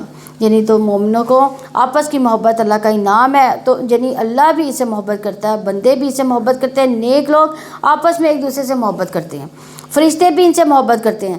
حرم بن حیان کہتے ہیں جو بندہ اپنے دل کے ساتھ اللہ کی طرف متوجہ ہو جائے تو اللہ تعالیٰ مومنوں کے دلوں کو اس کی طرف متوجہ کر دیتا ہے، یہاں تک کہ اللہ اسے مومنین کی محبت عطا کر دیتا ہے۔ ایک اور روایت کے مطابق جب اللہ تعالیٰ کسی بندے سے محبت کرتے ہیں تو جبریل علیہ السلام کو بلاتے ہیں اور کہتے ہیں بے شک میں اپنے اس بندے سے محبت کرتا ہوں، تم بھی اس سے محبت کرو۔ جبریل علیہ السلام حاملین عرش میں اس کا چرچا کرتے ہیں اور آسمان سے والے حاملین عرش کی ملی جلی آوازوں کا شور سنتے ہیں تو ساتوں آسمان والے اس سے محبت کرنے لگ جاتے ہیں۔ پھر ہر ایک آسمان والے اس سے محبت کرتے ہیں یہاں تک کہ وہ محبت آسمان دنیا تک آ جاتی ہے، پھر اس کا ذکر زمین پر اترتا آتا ہے، پھر زمین والے بھی اس سے محبت کرتے ہیں۔ آپ نے دیکھا ہوگا کہ جو حرم کے جو قاری ہیں کبھی یہاں پہ آ جائیں، آپ دیکھیں کہ وہ کبھی کہیں پہ نماز پڑھا دیں، کہ جمعے کی نماز بھی ہو تو کیسے دنیا دوڑتی ان کے پیچھے جاتی ہے. کیا ہمارا کوئی تعلق ہے ان کے ساتھ؟ کیا ہم ان کو جانتے ہیں؟ لیکن کیونکہ وہ اللہ کی محبت میں لگے ہوتے ہیں تو اللہ تعالیٰ پوری دنیا کے دل میں ان کی محبت ڈال دیتا ہے. تو یہ اللہ کی محبت کی نشانی ہوتی ہے. کسی بندے کو لوگوں کی محبت نصیب ہو پھر اللہ تعالیٰ اس سے راضی ہو جاتا ہے.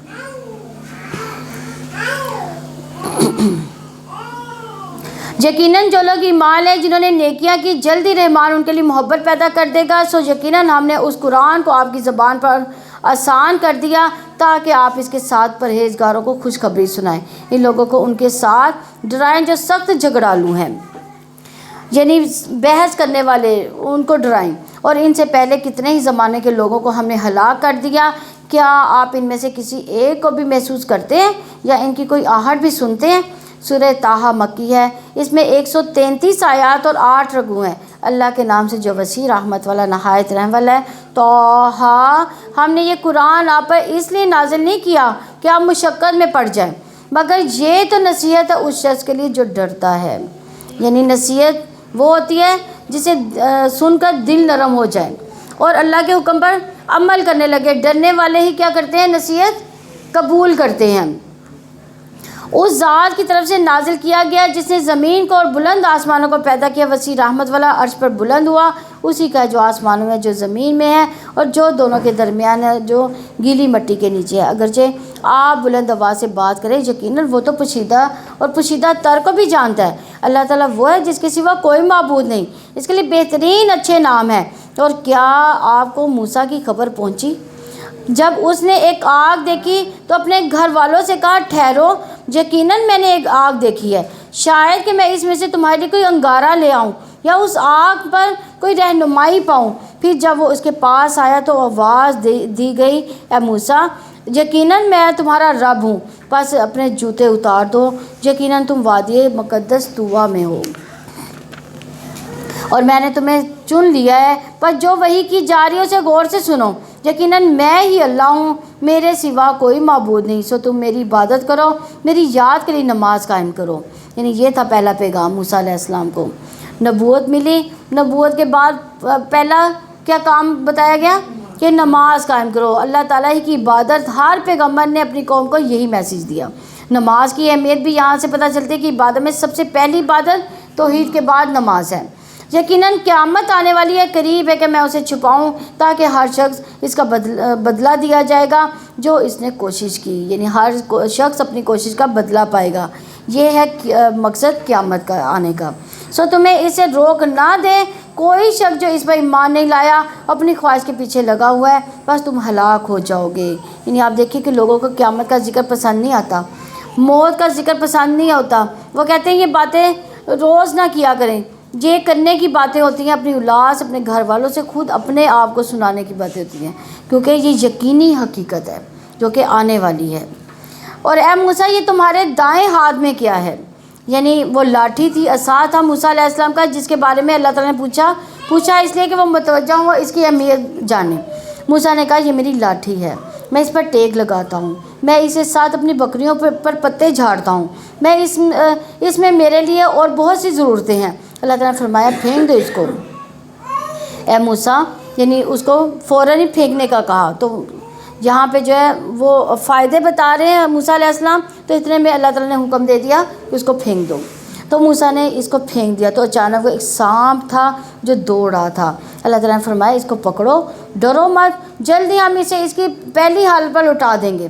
اور اپنا ہاتھ اپنے بغل سے ملاؤ، وہ سفید چمکتا ہوا بغیر عیب کے نکلے گا. یہ دوسری نشانی دے دی گئی تاکہ ہم تمہیں اپنی بڑی نشانیوں میں سے کچھ دکھائیں. اب تم فرعون کے پاس جاؤ، یقین اس نے سرکشی کی. موسیٰ نے کہا اے میرے رب میرے لیے میرا سینہ کھول دے. یعنی جب سینہ کھل جاتا ہے، شرح صدر حاصل ہوتا ہے، تو حق قبول کرنا بڑا ہی آسان ہو جاتا ہے. تو انسان کا دل بڑا ہو جاتا ہے. اس کا مطلب یہ نہیں کہ صرف ٹیکسٹ مجھے سمجھ آ جائے، اس کا مطلب یہ ہوتا ہے کہ میرے یقین میں اضافہ ہو جائے، میرے ایمان میں اضافہ ہو جائے، میری بزدلی ختم ہو جائے، میرا اللہ پر بھروسہ قائم ہو جائے، اور آپ جو بھی کام کرنے جا رہے ہیں اس کو بہترین طریقے سے کر سکیں. چاہے کوئی رشتہ ہی لینے جا رہا ہو تو وہ قال رب اشرح لی صدری ویسر لی امری، یا اللہ میرا سینہ کھول دے، مجھے صحیح بات سمجھا دے.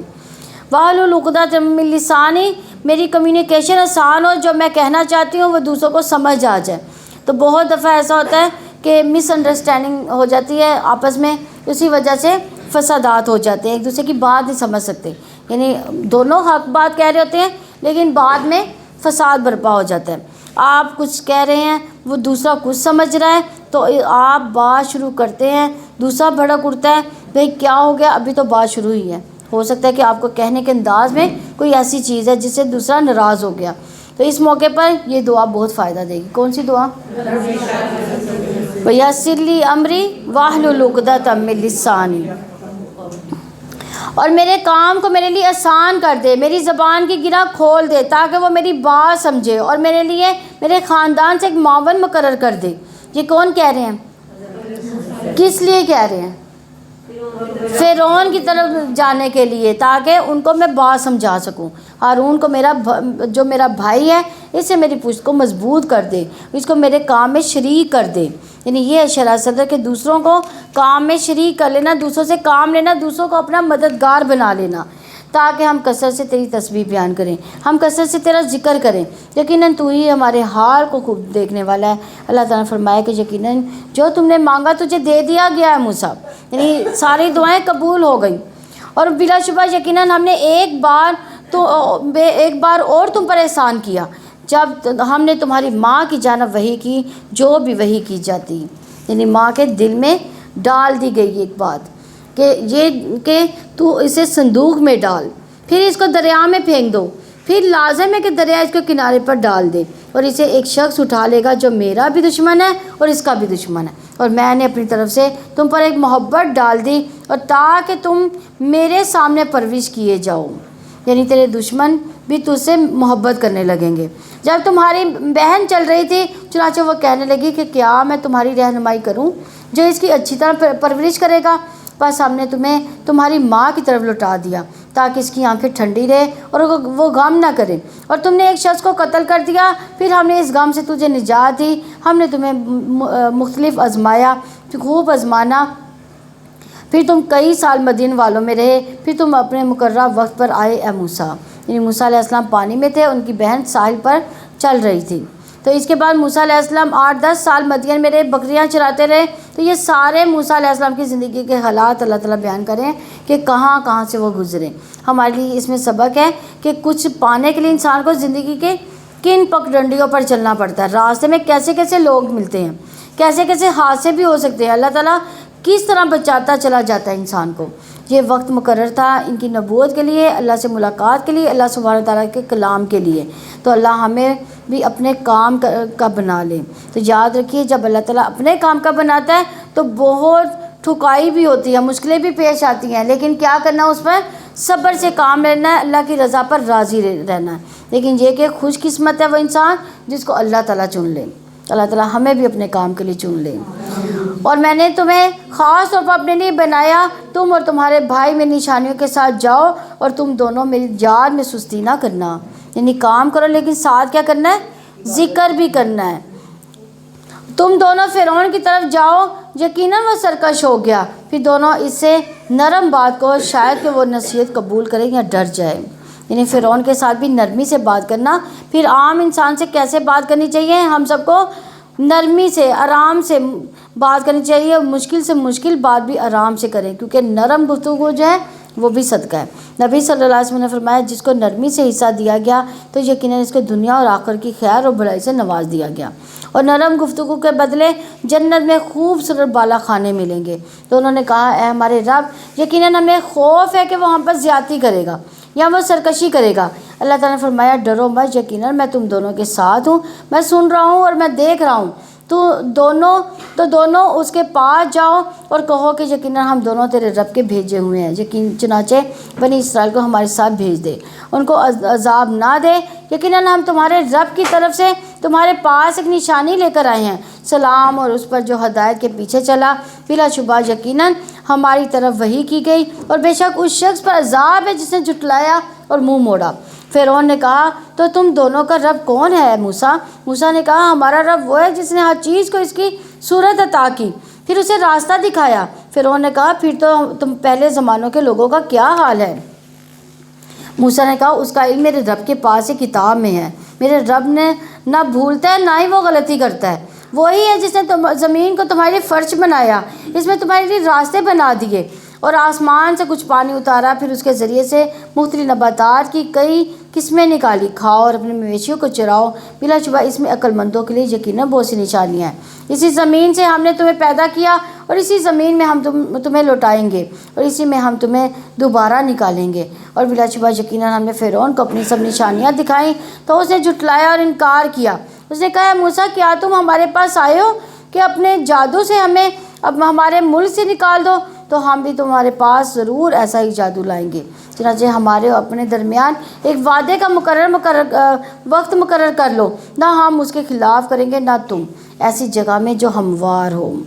یعنی ان کا بڑا دن تھا اس دن۔ موسیٰ نے کہا، تمہارے وعدے کا وقت میلے کا دن ہے، اور یہ کہ لوگ اس دن چڑھے دن جمع کیے جائیں گے۔ پھر فرعون واپس لوٹا تو اس نے اپنی ساری تدبیر جمع کی، پھر مقابلے پر آ گیا۔ موسیٰ نے اس سے کہا کہ تمہارا برا ہو، اللہ تعالیٰ پر جھوٹ نہ باندھو ورنہ وہ تمہیں ایک عذاب سے فنا کر دے گا، اور یقیناً جھوٹ جس نے بھی گھڑا وہ نامراد ہے۔ تو انہوں نے اپنے معاملے میں آپس میں جھگڑا کیا، انہوں نے پوشیدہ سرکشی کی۔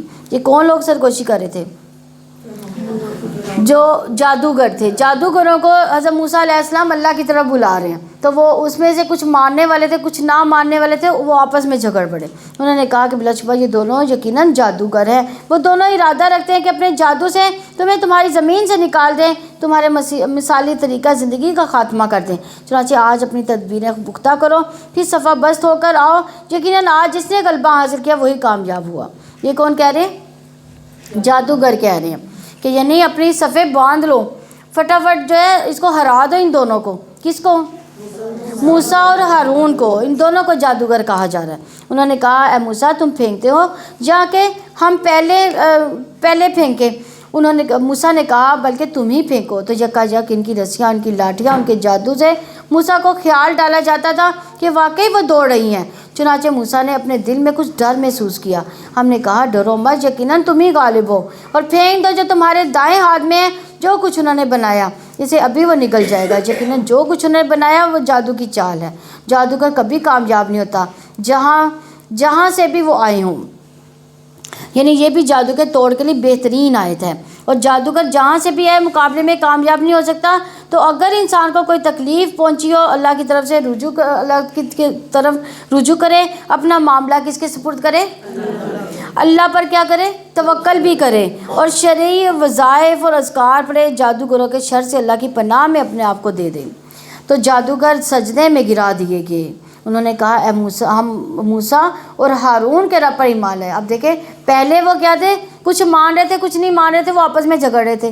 جب انہیں جادو کی حقیقت کا پتہ چلا تو ساتھ ہی وہ کیا ہوئے؟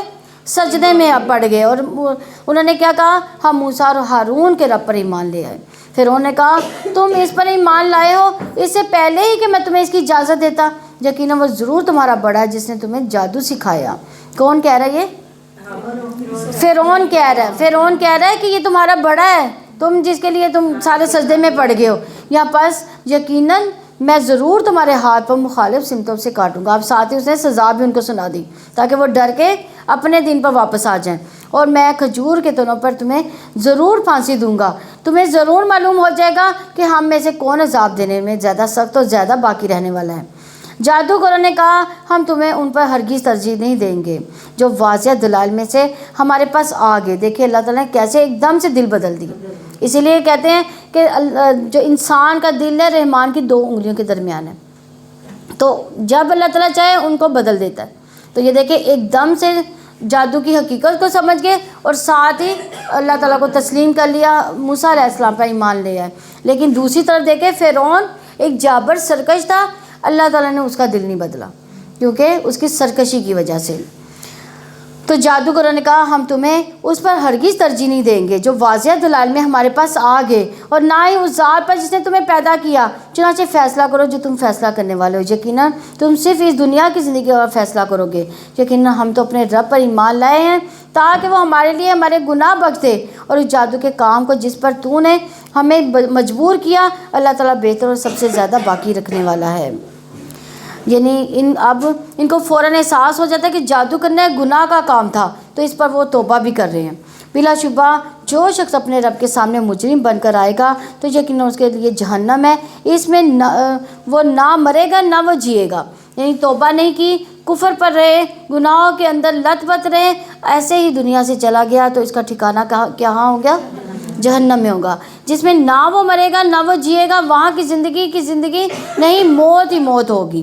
اور جو شخص اپنے رب کے پاس مومن ہو کر آئے گا، جس نے نیک عمل کیے ہوں گے، تو ان لوگوں کے لیے بلند و بالا درجات ہوں گے، بلند درجات ہوں گے۔ یعنی ایمان اور عمل صالح کرنے والوں کے لیے بہت بلند درجے بتائے گئے۔ ہمیشہ کی جنتیں جن کے نیچے سے نہریں بہتی ہوں گی، وہ ان میں ہمیشہ رہنے والے ہوں گے، اور یہ اس شخص کا بدلہ ہے جس نے پاکیزگی اختیار کی۔ یعنی جو تزکیہ کے طریقے پر عمل پیرا ہو رہا، جو اپنے گناہوں کے ساتھ ساتھ صاف کرتا رہا، یعنی توبہ استغفار کرتا رہا۔ کہتے ہیں کہ سارے بنی اسرائیل خطا کار ہیں، بہترین خطا کار کون ہے؟ جو توبہ کرنے والا ہے۔ گناہ سے توبہ کرنے والا ایسا ہے جیسے اس نے کبھی گناہ ہی نہ کیا ہو۔ اور بلا شبہ یقیناً ہم نے موسیٰ کی طرف وحی کی کہ رات کے وقت میرے بندوں کو لے کر نکلو، پھر ان کے لیے سمندر میں خشک راستہ بناؤ، نہ تم تعقب کا خوف کھاؤ نہ ہی تم ڈرو گے۔ پھر فرعون نے اپنے لشکروں کے ساتھ اس کا پیچھا کیا تو ان کو سمندر سے ڈھانپ لیا اس چیز نے جس نے اسے ڈھانپا۔ یعنی کس چیز نے ڈھانپا؟ سمندر کے پانی نے فرعون کو ڈھانپ لیا، اور فرعون نے اپنی قوم کو گمراہ کیا، صحیح رہنمائی نہ کی۔ یعنی چونکہ انجام اچھا نہیں، بظاہر دیکھنے میں تو اس نے بہت سی تعمیرات کی تھی، ملک میں بہت ترقی کی تھی، دنیاوی اعتبار سے بہت طاقتور تھا، لیکن انجام کے اعتبار سے وہ اچھا نہیں رہا۔ اے بنی اسرائیل، یقیناً ہم نے تمہیں تمہارے دشمن سے نجات دلائی، اور ہم نے پہاڑ کی دائیں جانب کا تمہیں وعدہ دیا، ہم نے تم پر من و سلوہ نازل کیا، کھاؤ پاک چیزوں میں سے جو ہم نے تمہیں رزق دیا، اس میں حد سے نہ بڑھو، ورنہ میرا غضب تم پر ٹوٹ پڑے گا۔ جس پر میرا غضب ٹوٹا تو یقیناً وہ ہلاک ہوا۔ اور بلا شبہ جس شخص نے توبہ کی، ایمان لایا، نیک عمل کیے، پھر سیدھی راہ پر چلا تو یقیناً میں بہت بخشنے والا ہوں۔ اور کیا چیز تمہیں اپنی قوم سے جلدی لے آئی ہے موسیٰ؟ موسیٰ نے کہا وہ لوگ میرے نشان قدم پر ہی ہیں، اور میرے رب میں جلدی اے میرے رب میں جلدی آپ کی طرف آ گیا تاکہ آپ راضی ہو جائیں۔ یعنی عجلت جو ہوتی ہے ویسے پسندیدہ نہیں، لیکن نیک کاموں کی طرف جو جلدی کرنا ہے، اللہ کی رضا کے کاموں میں آگے بڑھنا، جلدی کرنا، وہ قابل تعریف ہوتا ہے۔ تو اللہ تعالیٰ نے فرمایا پھر بلا شبہ ہم نے یقیناً تمہارے بعد تمہاری قوم کو آزمائش میں ڈال دیا۔ کون سی آزمائش؟ اور سامنے نے اس کو گمراہ کر دیا۔ تو موسیٰ علیہ السلام غضبناک یعنی افسوس کرتا ہوا اپنی قوم کی طرف لوٹا۔ اس نے کہا اے میری قوم، کیا تمہارے رب نے تم سے اچھا وعدہ نہیں کیا تھا؟ تو کیا تم پر لمبا زمانہ گزر گیا تھا؟ یا تم چاہتے ہو کہ تم پر تمہارے رب کی طرف سے غضب ٹوٹ پڑے تو تم نے مجھ پر وعدہ خلافی کی؟ انہوں نے کہا ہم نے اپنے اختیار سے آپ کے ساتھ وعدہ خلافی نہیں کی، بلکہ قوم کے زیورات کے بوجھ ہم پر لاد دیے گئے تو ہم نے انہیں پھینک دیا۔ پھر اسی طرح سامری نے بھی مجھے کچھ ڈالا، بس اس نے اس کے لیے ایک بچڑا نکالا جس کے لیے جسم تھا، جس کی بیل کی سی آواز تھی۔ پھر انہوں نے کہا کہ یہ ہے تمہارا معبود اور موسیٰ کا معبود، سو وہ بھول گیا۔ یعنی یہ طور پر جب گئے تھے، یہ تب واقعہ سارا پیچھے سے پیش ہوا۔ تو کیا وہ دیکھتے نہیں تھے کہ نہ وہ ان کی بات کا جواب دیتا ہے، نہ ان کے کسی نقصان کا اختیار رکھتا ہے، نہ کسی نفع کا؟ اور ہارون نے اس سے پہلے ہی کہا تھا اے لوگو، یقیناً تم اس کی وجہ سے فتنے میں ڈالے گے، اور یقیناً تمہارا رب تو رحمان ہے، چنانچہ تم میری پیروی کرو، میرے حکم کی اطاعت کرو۔ انہوں نے کہا ہم تو اس کی پرستش پر جمے رہنے والے ہیں، یہاں تک کہ موسیٰ ہماری طرف لوٹ آئے۔ موسیٰ نے کہا اے ہارون، تم نے جب انہیں دیکھا کہ وہ گمراہ ہوئے تو کس چیز نے تمہیں روکا کہ تم میری پیروی نہ کرو؟ تو کیا تم نے میرے حکم کی نافرمانی کی؟ ہارون نے کہا اے میری ماں کے بیٹے، تم میری داڑھی نہ پکڑو اور نہ ہی میرے سر کو، یقیناً میں اسے ڈرا کہ تم کہو گے کہ تم نے بنی اسرائیل میں پھوٹ ڈال دی اور تم نے میری بات کا انتظار نہیں کیا۔ تو یہاں چونکہ موسیٰ علیہ السلام غصے میں تھے تو ہارون علیہ السلام بڑے پیار سے ان سے بات کرتے تھے اور پیار سے ان کو سمجھا رہے ہیں۔ اور دوسری بات یہ پتہ چلتی کہ ہارون علیہ السلام کے اندر بھی بڑی حکمت تھی، یعنی فتنہ فساد سے بچنے کے لیے موسیٰ علیہ السلام آتے ہی فیصلہ کر دیں گے، یعنی ان کے آنے کا انتظار کیا، یہ نہیں کیا کہ پیچھے سے جھگڑا فساد نہیں شروع کیا۔ موسیٰ نے کہا تو اے سامری تیرا کیا معاملہ ہے؟ اس نے کہا میں نے وہ چیز دیکھی جس کو انہوں نے نہیں دیکھا، تو میں نے رسول کے نقش قدم سے ایک مٹھی اٹھائی، پھر میں نے اس کو پھینک دیا، اس طرح میرے نفس نے میرے لیے خوشنما بنا دیا۔ موسیٰ نے کہا کہ پھر جاؤ، تو یقیناً دنیا کی زندگی میں تمہاری یہی سزا ہے کہ تو کہتا رہے گا مجھے نہ چھونا، اور یقیناً تیرے لیے ایک وعدہ ہے جو تجھ سے قطعاً ٹالا نہیں جائے گا، اور اپنے معبود کو دیکھ جس پر تو مجاور بن کر بیٹھا ہے، ہم ضرور اسے جلا ڈالیں گے، پھر ہم ضرور اسے سمندر میں اڑا دیں گے، اچھی طرح اڑانا۔ یعنی یہاں پر آپ دیکھیے کہ سامری کو سزا کیا دی جا رہی ہے کہ وہ سزا موت تک کے لیے کہ وہ اس طرح پاگل پن کی حرکتیں کرتا رہے گا کہ کسی کو اپنے قریب ہی نہیں آنے دے گا۔ اور پھر یہ کہ بچڑا جو تھا وہ سونے کے زیورات کا تھا، اب یہ نہیں کیا کہ وہ زیورات ہم سنبھال کے رکھ لیں، بچڑا جو تھا وہ سونے کا تھا نا، تو وہ سونا سنبھالا بھی جا سکتا تھا، لیکن اس کو کیا کیا گیا؟ پھینک دیا گیا، جلا دیا گیا، تاکہ سب کو پتہ چل جائے کہ اس کی کوئی حقیقت نہیں ہے۔ یقیناً تمہارا معبود تو بس ایک ہی اللہ تعالیٰ ہے، جس کے سوا کوئی معبود نہیں، اس کا علم ہر چیز پر وسیع ہے۔ یعنی اللہ تعالیٰ سے زمین و آسمان کی کوئی بھی چیز چھپی ہوئی نہیں، اللہ تعالیٰ ہر چیز کو اپنے علم سے گھیرے ہوئے ہے۔ اسی طرح ہم آپ کو ان کی کچھ خبریں بیان کرتے ہیں، یقیناً جو پہلے گزر چکے، یقیناً ہم نے آپ کو اپنے پاس سے ایک ذکر عطا کیا، جو اس سے منہ موڑے گا تو یقیناً وہ قیامت کے دن ایک بڑا بوجھ اٹھائے گا۔ یعنی اعراض کیا ہوتا ہے، منہ موڑنا کیا ہوتا ہے کہ اس چیز کو دیکھنا ہی نہیں، اس کو اٹھانا ہی نہیں، اس کو کھولنا ہی نہیں، اس کو پڑھنا ہی نہیں، اس کو سمجھنا ہی نہیں، اس پر عمل ہی نہیں کرنا، اسے آگے پڑھانا ہی نہیں، گویا وہ چیز زندگی میں ایگزسٹ ہی نہیں کرتی۔ تو قرآن سے اعراض جو ہے یہ بہت بڑا گناہ ہے۔ جو قرآن سے اعراض کرے گا وہ قیامت کے دن گناہ کا بوجھ اٹھائے گا، اس میں ہمیشہ رہنے والے ہیں۔ قیامت کے دن ان کے لیے ایک بڑا بوجھ ہوگا، جس دن سور میں پھونکا جائے گا، اور اس دن ہم اس حال میں مجرموں کو جمع کریں گے کہ وہ نیلی آنکھوں والے ہوں گے۔ یعنی دنیا میں ہاتھ کب نیلے ہونے لگتے ہیں؟ جب بعض اوقات آپ دیکھیں بچوں کے چہرے بالکل نیلے ہو جاتے ہیں رو رو کر، غم اور تکلیف کی شدت سے۔ مجرموں کو جب اٹھایا جائے گا، غم اور غصے کی وجہ سے ان کے ہر چیز ان کی نیلی ہو رہی ہوگی۔ وہ آپس میں چپکے کہیں گے کہ تم لوگ دنیا میں بس 10 دن ہی رہے۔ یعنی دنیا میں ان کا ٹھہرنا ان کو لگے گا کہ جیسے تھوڑے ہی دن ہم نے گزارا۔ ہم خوب جانتے ہیں جو کچھ وہ کہیں گے۔ جب ان سب میں سے بہترین رائے والا کہے گا کہ تم صرف ایک دن ہی ٹھہرے ہو۔ یعنی یاد رکھیں کہ قیامت کے دن انسان کو دنیا کی زندگی بہت چھوٹی معلوم ہوگی، اور یہ اتنی لمبی زندگیاں 60 سال 70 سال 100 سال، وہاں جا کر انسان جا کر کہے گا 1 دن یا 2 دن یا کچھ دن ہی گزار کر آئے ہیں۔ اور وہ تم سے پہاڑوں کے بارے میں سوال کرتا ہے، چنانچہ آپ کہہ دیں میرا رب انہیں اڑا کر بکھیر دے گا۔ یعنی ہمالیہ، ماؤنٹین ایورسٹ، کتنے بڑے بڑے پہاڑ ہیں، قیامت کے دن کیا ہوں گے؟ بالکل مٹی ہو جائیں گے۔ پھر انہیں چٹیل میدان بنا کر چھوڑ دے گا، آپ اس میں کوئی ٹیڑھ دیکھیں اور نہ ہی کوئی ٹیلا دیکھیں گے۔ یعنی وہاں پہ بالکل صاف میدان ہوگا۔ اس دن سب لوگ بلانے والے کے پیچھے چل پڑیں گے، کسی میں کوئی کجی نہ ہوگی، اور آواز رحمان کے لیے دب جائیں گی، چنانچہ آپ سرسراہٹ کے سوا کچھ نہ سنیں گے۔ اس دن سفارش فائدہ نہ دے گی، مگر جس کو رحمان اجازت دے گا، اسے بات کرنا پسند فرمائے گا۔ یعنی ہر کوئی اٹھ کر سفارش نہیں کرنے لگے گا، لیکن اگر کوئی دنیا میں گئے کہ کر لو جو کرنا ہے، قیامت کے دن میں تمہاری سفارش کروں گا، تو اس بات کا سراسر وہ جھوٹ کہے گا۔ اس بات پر کوئی کسی کی سفارش نہیں کر سکتا اللہ تعالیٰ کے اذن کے بغیر، اور وہ اذن مخصوص لوگوں کو دیا جائے گا۔ وہ سب جانتا ہے جو اس کے آگے ہے، جو اس کے پیچھے ہے، وہ سب علم سے اس کا احاطہ کر سکتے ہیں۔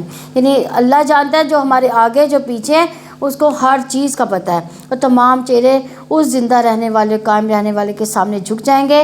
یقیناً نامراد ہوا جس نے بڑے ظلم کا بوجھ اٹھایا، اور جو نیک عمل کرے گا اور مومن بھی ہو تو نہ وہ کسی ناانصافی سے ڈرے گا، نہ کسی حق تلفی سے۔ یعنی اس پر ظلم نہیں ہوگا اس دن۔ اور اسی طرح ہم نے اس قرآن کو عربی بنا کر نازل کیا، اور اس میں ہم نے ہر حکم سے طرح طرح کی کچھ وعیدیں بیان کی، شاید کہ لوگ ڈر جائیں یا وہ قرآن کے لیے کوئی نصیحت پیدا کر دے۔ یعنی قرآن کے عربی آنے کا مقصد کیا تھا؟ تاکہ لوگ غور و فکر کر سکیں، اس کے اندر پرہیزگاری پیدا ہو، کیونکہ عربی کے الفاظ دل پر عجب طرح سے اثر کرتے ہیں۔ بس اللہ تعالیٰ بے حد بلند ہے، بادشاہ حقیقی ہے، اور آپ قرآن پڑھنے میں جلدی نہ کریں، آپ سے پہلے کہ آپ کی طرف اس کی وحی پوری کی جائے، اور آپ دعا کریں اے میرے رب مجھے علم میں زیادہ کر دے۔ ابن مسعود رضی اللہ عنہ جب بھی یہ دعا پڑھتے ہیں اللہم زدنا ایمانا، اللہ میرے علم، ایمان اور یقین میں اضافہ فرما دیں۔ اسی طرح ہمیں علم میں بھی اضافہ مانگنا چاہیے، ایمان میں بھی، یقین میں بھی اور فہم میں بھی۔ امام ابن تیمیہ کہتے ہیں بعض اوقات میں نے ایک ایک آیت پر 100 تفاسیر کا مطالعہ کیا، پھر میں اللہ سے فہم کی دعا کرتا اور کہتا کہ اے آدم علیہ السلام اور اے ابراہیم علیہ السلام کو تعلیم دینے والے مجھے بھی تعلیم دے۔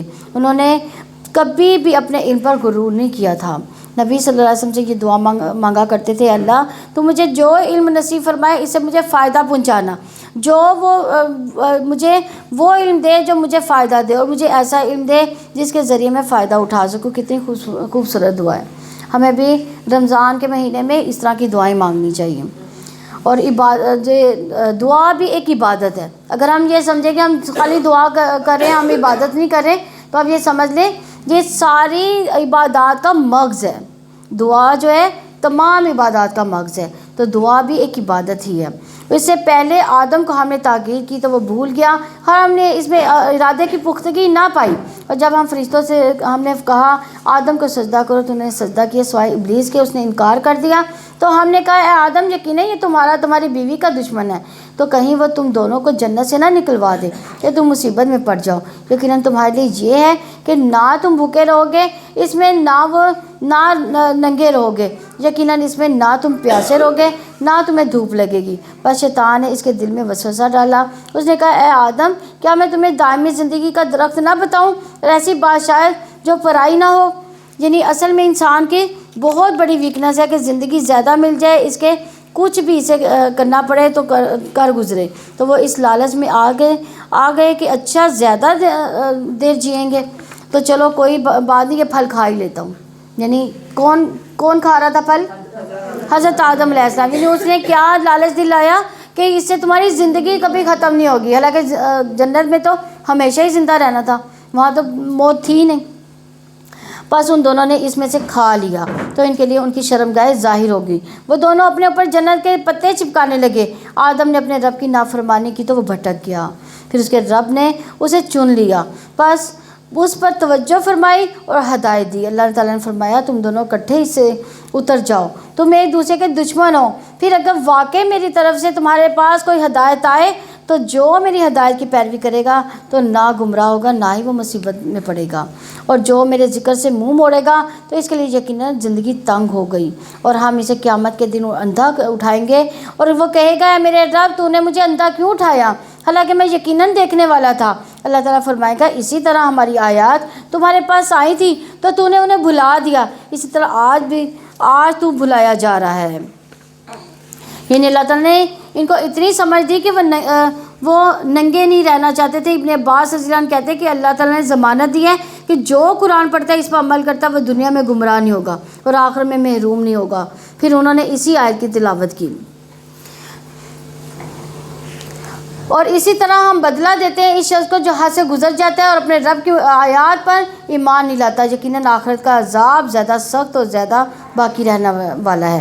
تو کیا ان لوگوں کو اس بات نے ہدایت نہیں دی کہ ہم نے ان سے پہلے کتنے ہی زمانے کے لوگوں کو ہلاک کر دیا جن کی بستیوں میں نہ چلتے پھرتے تھے؟ بلا شبہ اس میں یقیناً عقل والوں کے لیے بہت سی نشانیاں ہیں، اور اگر آپ کے رب کی جناب سے ایک بات نہ ہوتی اور ایک مقررہ وقت نہ ہوتا تو عذاب ضرور لازم ہو جاتا۔ چنانچہ لوگ جو باتیں کرتے ہیں آپ ان پر صبر کریں اور اپنے رب کی حمد کے ساتھ تسبیح کریں۔ یعنی صبر کے ساتھ کیا فرمایا گیا؟ تسبیح کریں۔ سورج نکلنے سے پہلے، اس کے غروب ہونے سے پہلے، یہ کون سی تسبیح ہے؟ اور رات کے اوقات میں بھی بس تسبیح کریں اور دن کے کناروں پر بھی، تاکہ آپ راضی ہو جائیں۔ یعنی پیچھے بھی آیا تھا کہ ہمیں معلوم ہے کہ آپ کا سینہ گھٹا ہوا ہے تو آپ تسبیح کیجئے، سجدہ کریے، تو یہاں بھی تسبیح کا ذکر ہے۔ یعنی جب آپ کو کوئی تکلیف پہنچے کثرت سے کیا کریں؟ تسبیح کریں، خاص طور پر فجر کے بعد، مغرب سے پہلے، یہ دل کی راحت کا سبب بنتا ہے۔ اور آپ نظر اٹھا کر بھی نہ دیکھیں اس کی طرف جو ہم نے ان میں سے مختلف قسم کے لوگوں کو سر و سامان دیا، دنیا کی زندگی کی زینت ہے، تاکہ ہم انہیں اس آزمائش میں ڈالیں، اور آپ کے رب کا رزق ہی بہتر ہے اور زیادہ باقی رہنے والا ہے۔ یعنی دنیا کی نعمتیں جو ہیں ان پر نہ دیکھیں، اور آپ اپنے گھر والوں کو نماز کا حکم دیں، خود بھی اس پر خوب پابند رہیں۔ ہم آپ سے کوئی رزق نہیں مانگتے، رزق تو ہم ہی آپ کو دیں گے، اور آخری انجام تو تقوی والوں کے لیے ہے۔ تو یاد رکھیے، خود بھی نماز پڑھنی ہے، بچوں کو بھی پڑھانی ہے، اس کی فکر بھی کرنی ہے۔ ابن مسعود رضی اللہ عنہ کہتے ہیں جس نے نماز ترک کی اس کا کوئی دین نہیں۔ قرآن پاک میں اللہ تعالیٰ نے فرمایا اقیموا الصلاۃ ولا تکونوا من المشرکین، اور نماز قائم کرو اور شرک کرنے والوں میں سے نہ ہو جاؤ۔ یعنی جو نماز قائم نہیں کرے گا وہ کیا کرے گا؟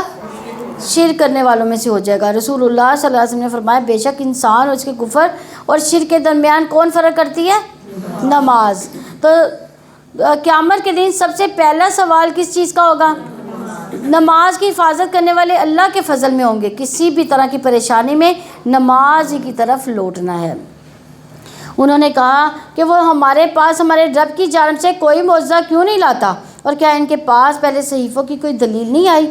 اور اگر ہم اس سے پہلے انہیں کسی عذاب میں ہلاک کر دیتے تو وہ کہتے کہ ہمارے رب تو نے ہمارے پاس کوئی رسول کیوں نہیں بھیجا؟ پھر ہم تیری آیات کی پیروی کرتے اس سے پہلے کہ ہم ذلیل و رسوا ہوتے۔ آپ کہہ دیں کہ ہر ایک منتظر ہے، سو تم بھی انتظار کرو، پھر جلد ہی تم جان لو گے کہ سیدھے راستے والے کون ہیں اور کس نے ہدایت پائی۔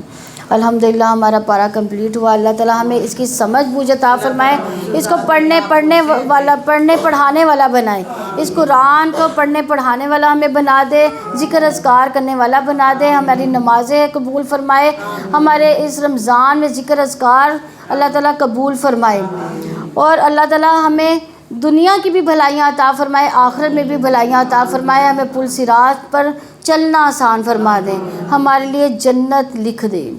اللہ تعالیٰ ہمارے دلوں کو ریاکاری سے پاک کر دے، ہماری زبانوں کو غیبت سے پاک کر دے، ہمیں چغل خوری جھوٹ جیسی بیماریوں سے ہمیں پاک کر دے۔